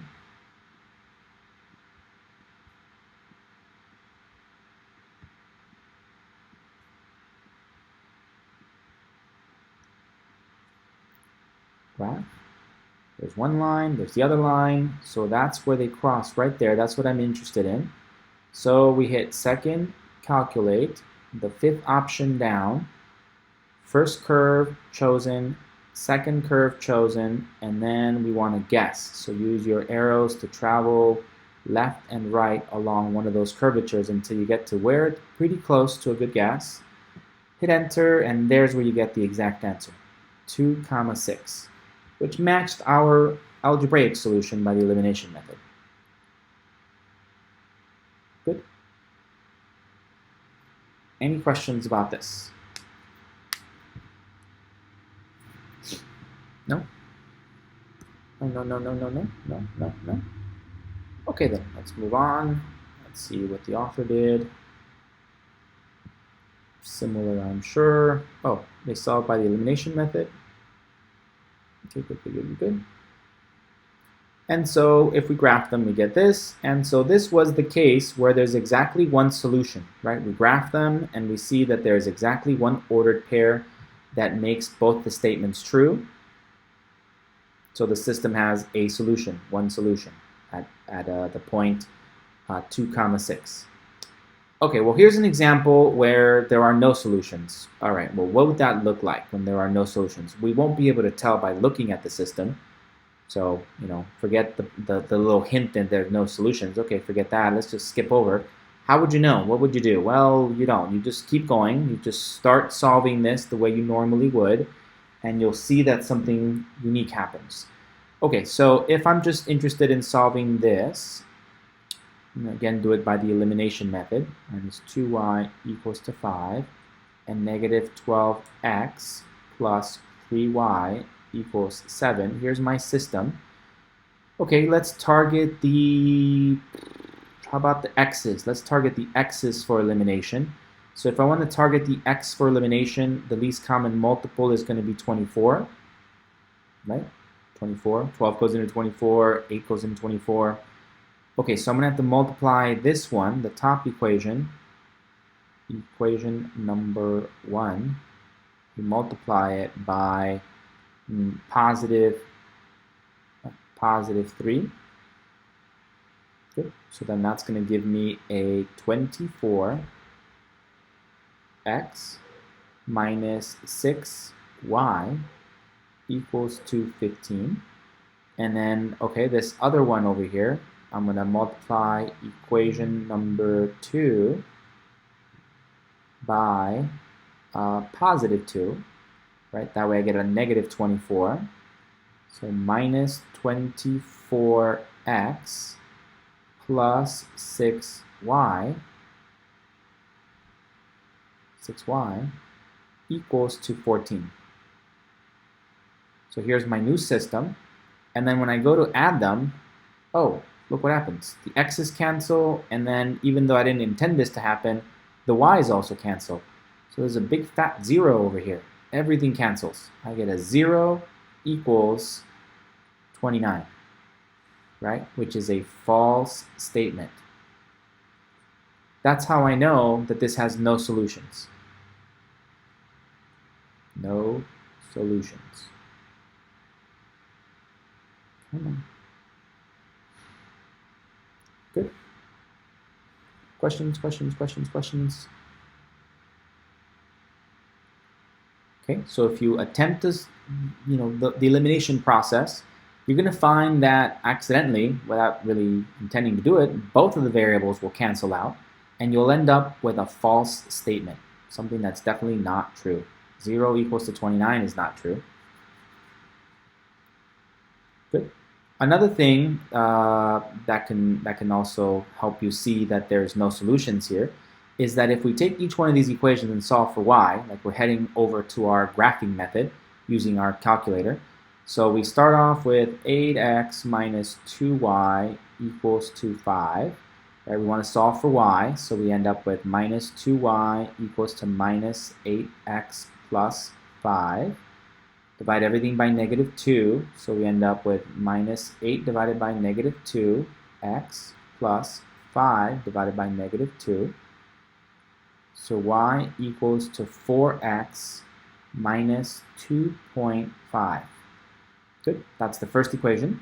And then you move on over to the other equation. Okay, let's find this one, minus 12x plus 3y equals to 7. Solving for y, we get 3y equals to positive 12x plus 7. Dividing everything by 3, we get y equals to 12 divided by 3x plus 7 divided by 3.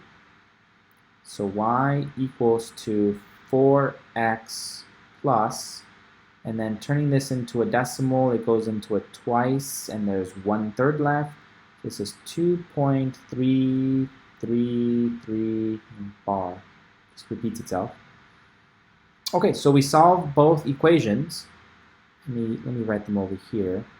We have 8x minus 2y equals to 5.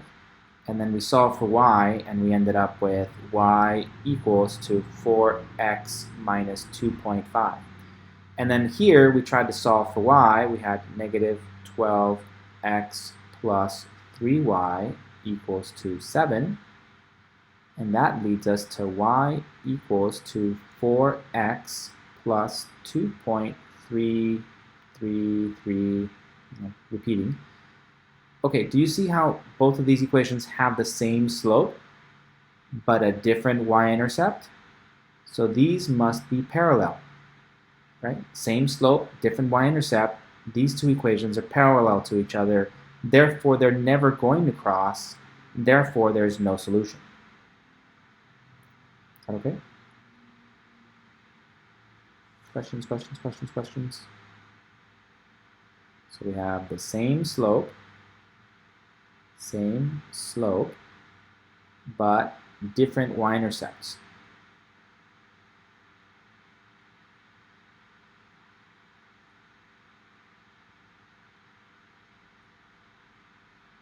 Different y-intercepts. So these two are parallel. So parallel equations. Parallel lines. No intersection.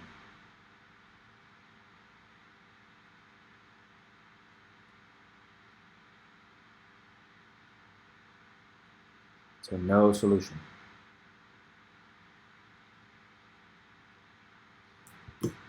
Questions, questions, questions, questions? No? No? We can confirm it on Desmos. So here's our original system. If we just put 8x minus 2y equals to 5, and then on the other one we put in minus 12x plus 3y equals 7, then we can see from our graphs that they look parallel. Right? So they're never going to cross. Right? It's even easier when we type it in the form of y equals. Right? So we had these two equations here. After some algebra, we got that y equals to 4x minus 2.5 is that one. And the other one is y equals to 4x plus 2 point, and then let's just put a bunch of 3's in there.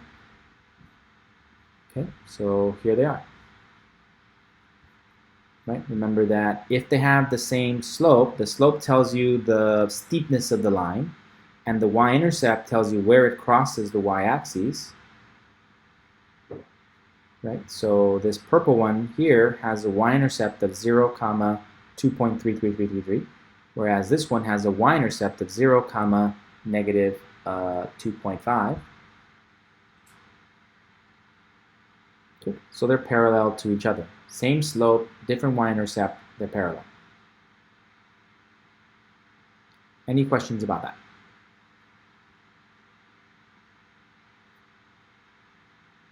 No? So that's what happens when the system has no solution. Either we end up with this, same slope, different y-intercept, that means that they're parallel, that means that they don't cross, that means that there's no solution. Or if you start doing the elimination method, you notice that both the variables cancel and you end up with a false statement.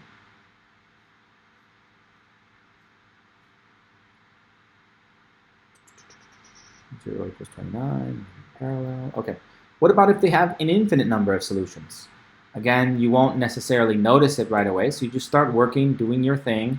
So let's do the elimination method. Minus 6y equals to 12, and then 4x minus 8y equals to 16.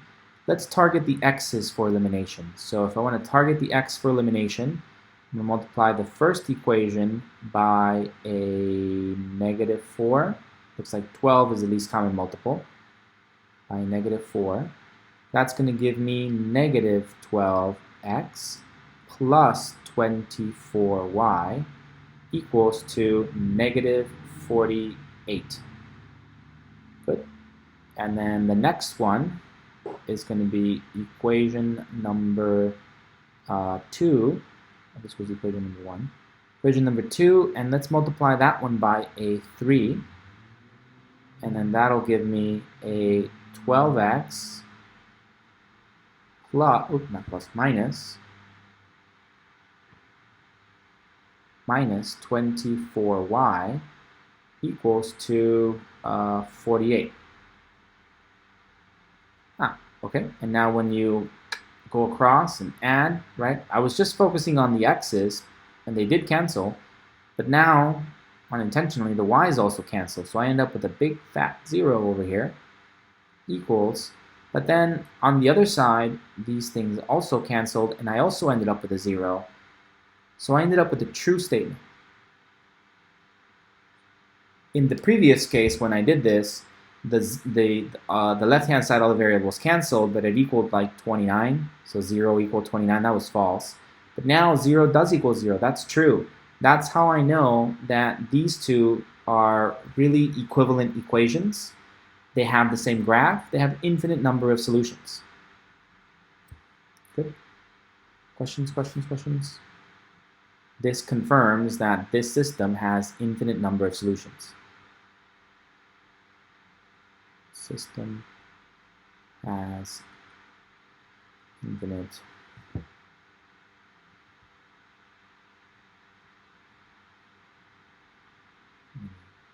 solutions. Come on, solutions. Good. The other way you would have noticed is that if you start to solve for y, you would have noted that both of them give you the same equation. So we have 3x minus 6y equals to 12. And if you go to solve for y, we get minus 6y equals to 12 minus 3x. Divide everything by 6, we get y equals to 12 divided by minus 6, minus 3 over 3x over minus 6. So y equals to positive 1/2 x minus 2. Right, that's one equation. And then if you work with the other one, we get 4x minus 8y equals to 16. So moving that over, we get minus 8y equals to minus 4x plus 16.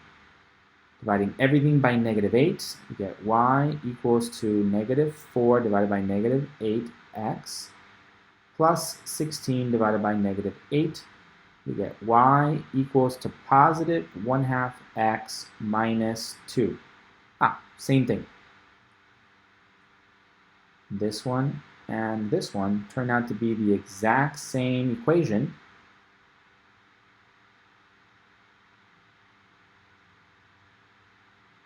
So when you graph them, even though you thought you were graphing two different equations, they're the same equation. They will graph and have the exact same line, so they touch everywhere. Every ordered pair solution to one is an ordered pair solution to the other.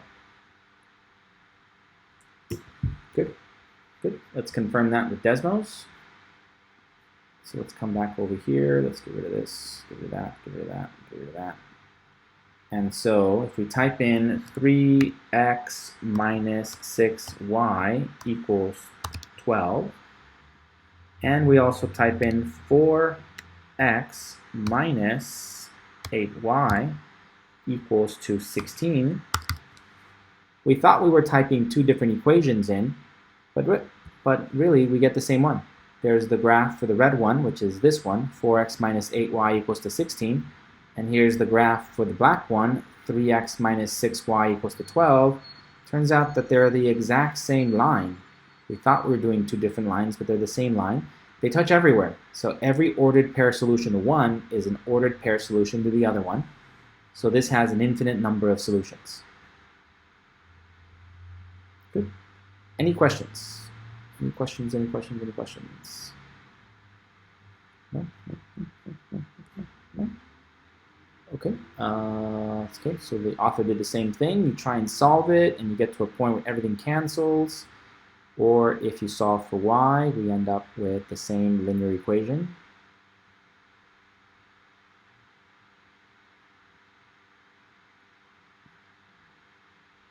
Okay.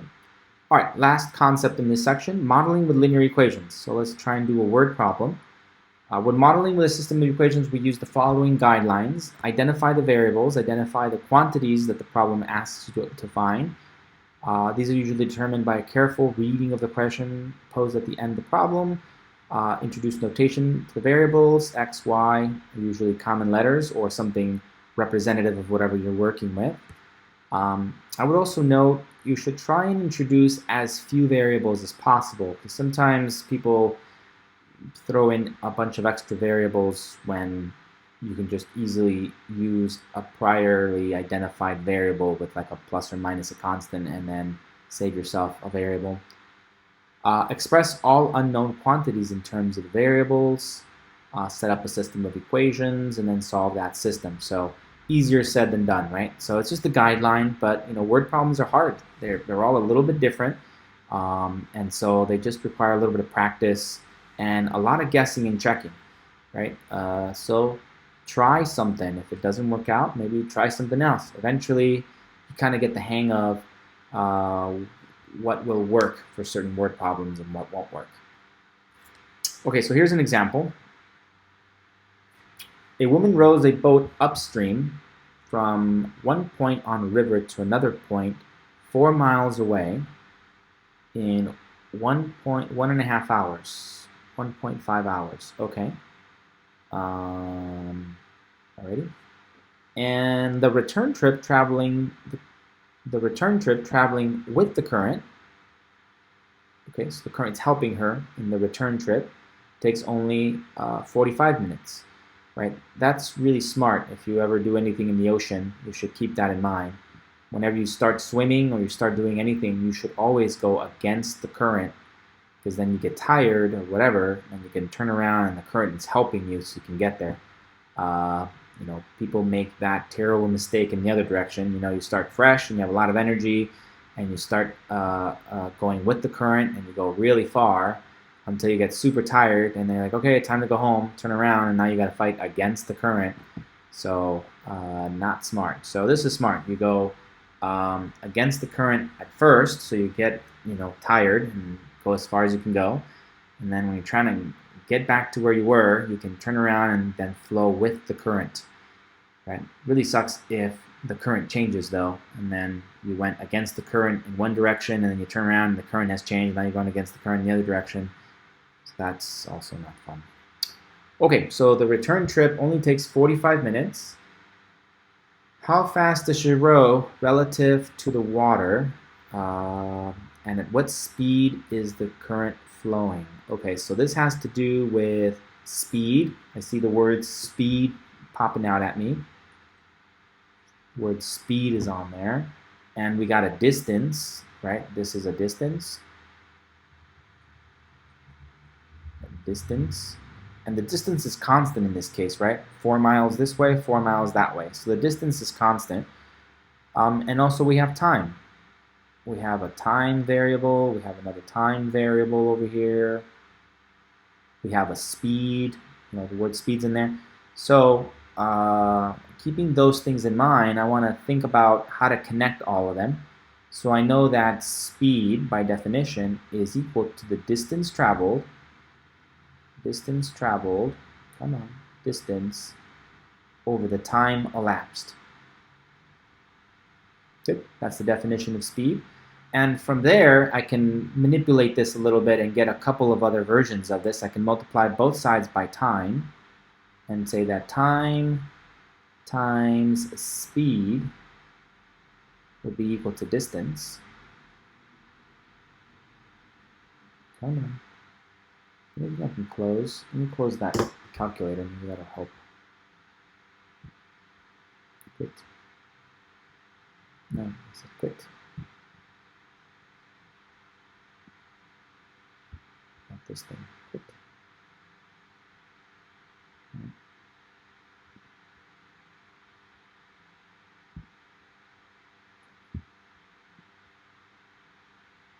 Let's leave.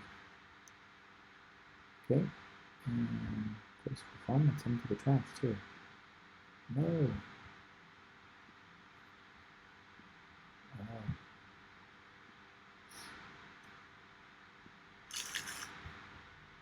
Alright, let's see if that freed up some space there. Okay, time times speed equals distance. We can get that from this equation. So we've solved for speed, we've solved for distance, so we can also solve for time. So the other version of this is to divide both sides by speed and get the third equation, that time is equal to the distance divided by the speed. Right? So 3 equations that come out of this.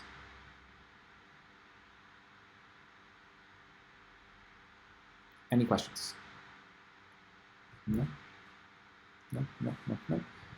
Okay, well, we know the distance is constant for all of these things, and we know that the time is given in both directions, so the only thing that's really unknown is the speed, right? So we need the speed of the rowing, the trip travel, how fast does she row?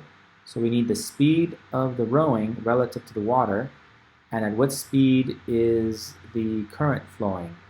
Okay, so I don't know. Let capital R equal the speed of rowing. Speed that she rows. Speed at which she rows.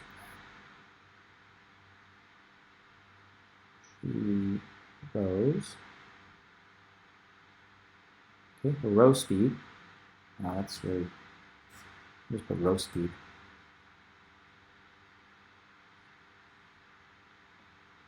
Row speed. Let's put it in black.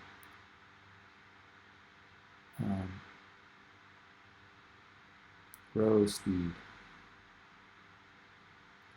And let's let capital C be the current. I want to use C. C's look ugly, but oh well. I'll put a capital C with a little thing like that. So C would be the current speed.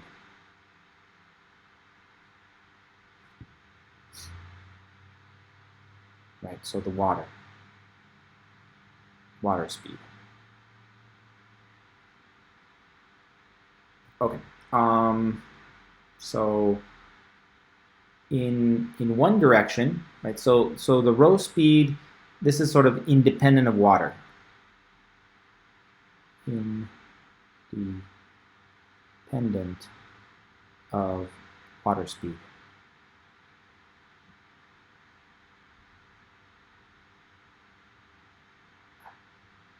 Independent of water speed, right?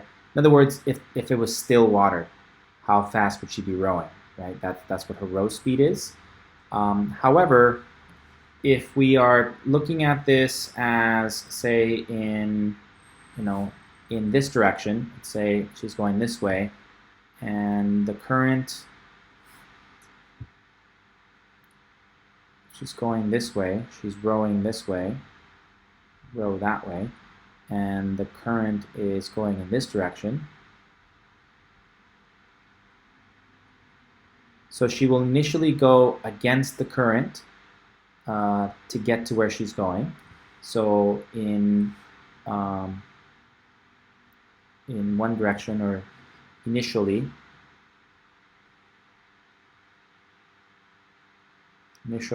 she will start with her speed. How do I describe this? It's going to be R minus C. R minus C, and this is going to be her speed, including the fact that she's fighting the current, right? Speed while her speed fighting the current. Her speed fighting the current. Fighting the current. Come on, current. Come on, computer.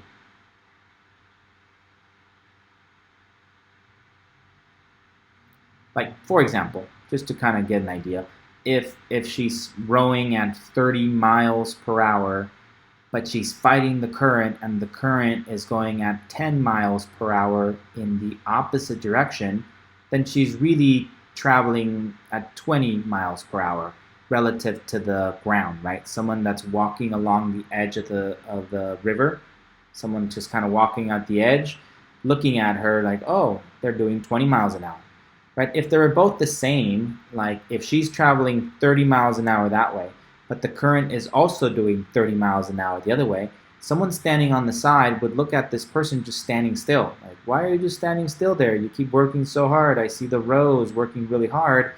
but they're canceling each other out, so then you just stand still, right? Or if it barely beats it, maybe the current is doing 29 miles an hour and you're rowing at 30 miles an hour, so you're really only going 1 mile an hour relative to the shore, right? Someone standing on the side of the shoreline would see this person working really, really hard, and they're barely only doing 1 mile an hour, right? Because they're fighting the current that's in the opposite direction. Does that make sense?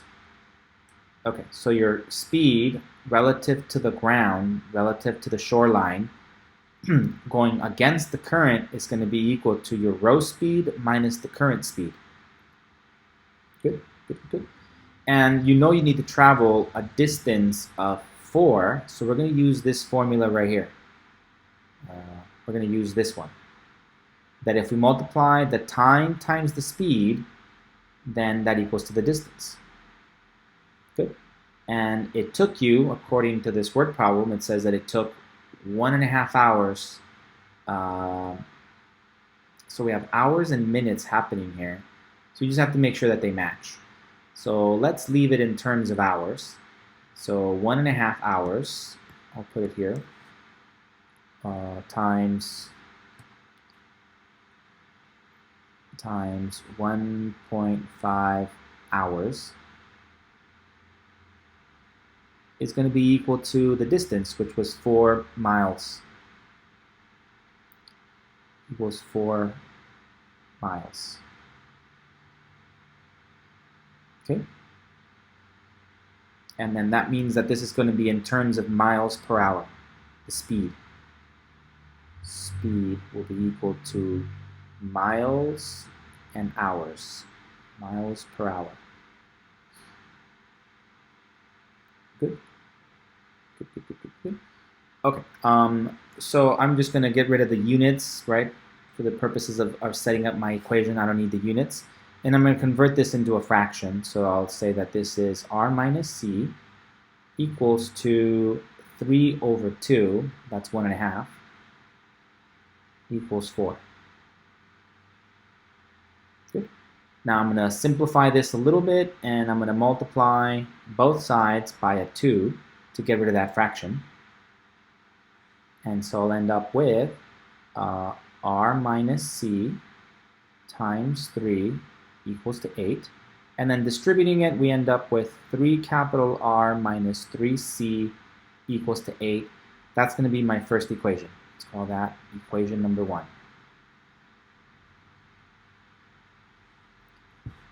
Good. Questions, questions, questions, questions? Okay, now on the return trip, you're traveling in this direction, you're rowing that way, and you're also going with the current. So this time, someone standing on the side of the shoreline is going to see the summation of these two speeds.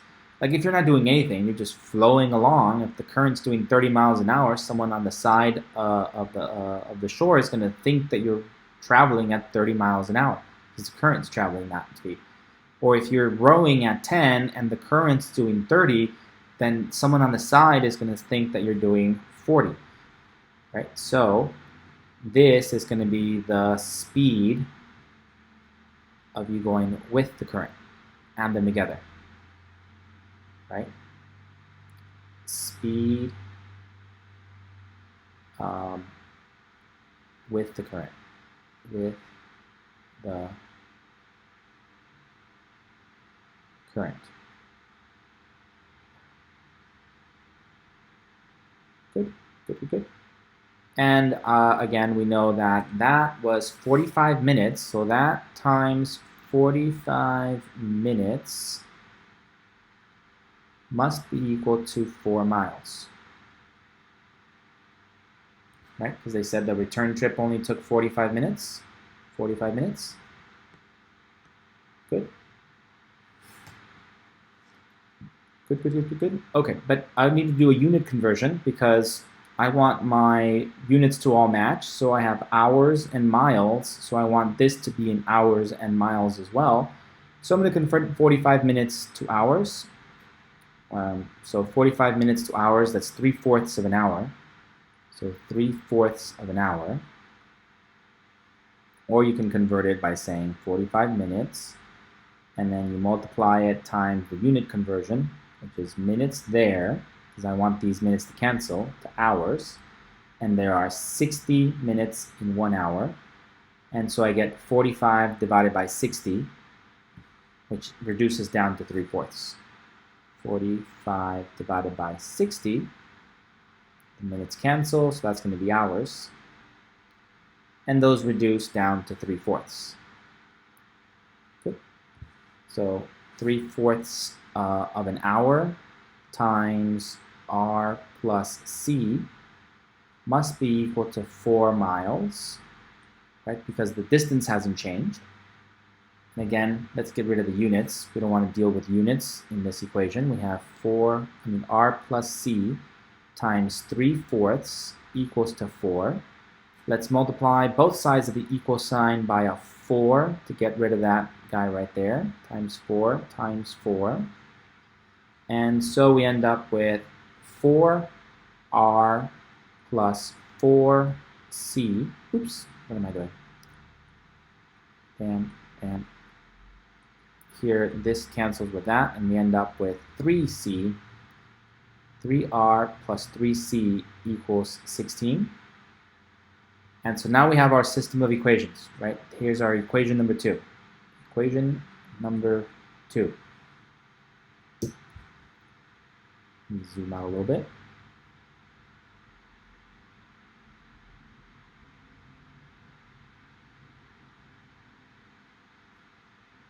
Good. So going against the current, the speed is going to be equal to the difference between r minus c, in that order, right? Because if she is rowing at a speed that's less than the current, and she's actually going to have a negative speed, and she's going to be losing her fight against the current, and it's going to be going in the opposite direction, right? So in order to be able to travel 4 miles up current, you have to row at a speed that's a little bit bigger than the speed of the current. Right? You have to beat the current when you're going against it. So you have to row a little bit faster to get there. Okay, so this is equation number 1 right here. So we end up with 3r. We end up with 3r minus 3c is equal to 8. And then when we consider the other direction, now in the other direction you're going with the current, so now their speed is r plus c. Make sure you do a unit conversion, simplify, reduce. We get to the other equation that 3c 3r plus 3c equals to 16. Good. So here's your system of equations. Let's go ahead and add them. They cancel. We end up with 6r equals to 24. So r equals to 24 divided by 6, or r equals to 4. So we got one of our values. And then we can go back to any one of our equations to solve for c, the current speed. And so we can use equation 1, 3 times r minus 3c equals to 8. So the r was a 4. And we get that 12 minus 3c equals to 8. Minus 3c equals c equals to 8 minus 12. So minus 3c equals to minus 4, or c equals to negative 4/3. Come on. Negative 4 divided by negative 3, or the current speed equals to 1.33 bar. Like 1 1/3. Good. And this is in miles per hour. So she's rowing at 4 miles per hour. Okay, so going back to the answer, rowing, she rows relative to the water, her row speed relative to the water, row speed relative to the water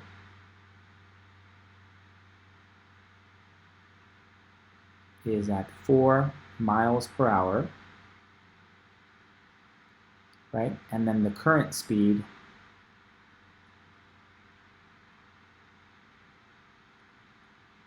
is 4/3 miles per hour,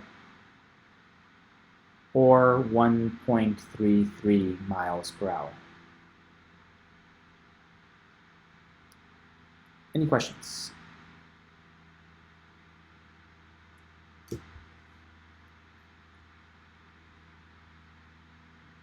No.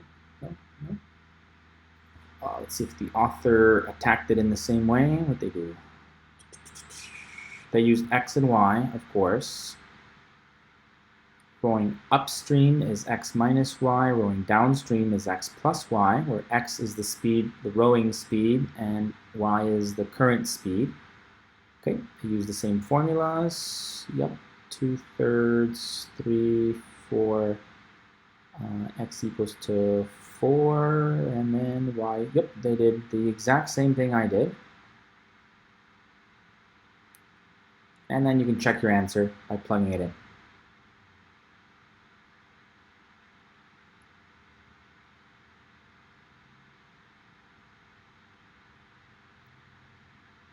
Good. All right, any questions? Any questions? No? No?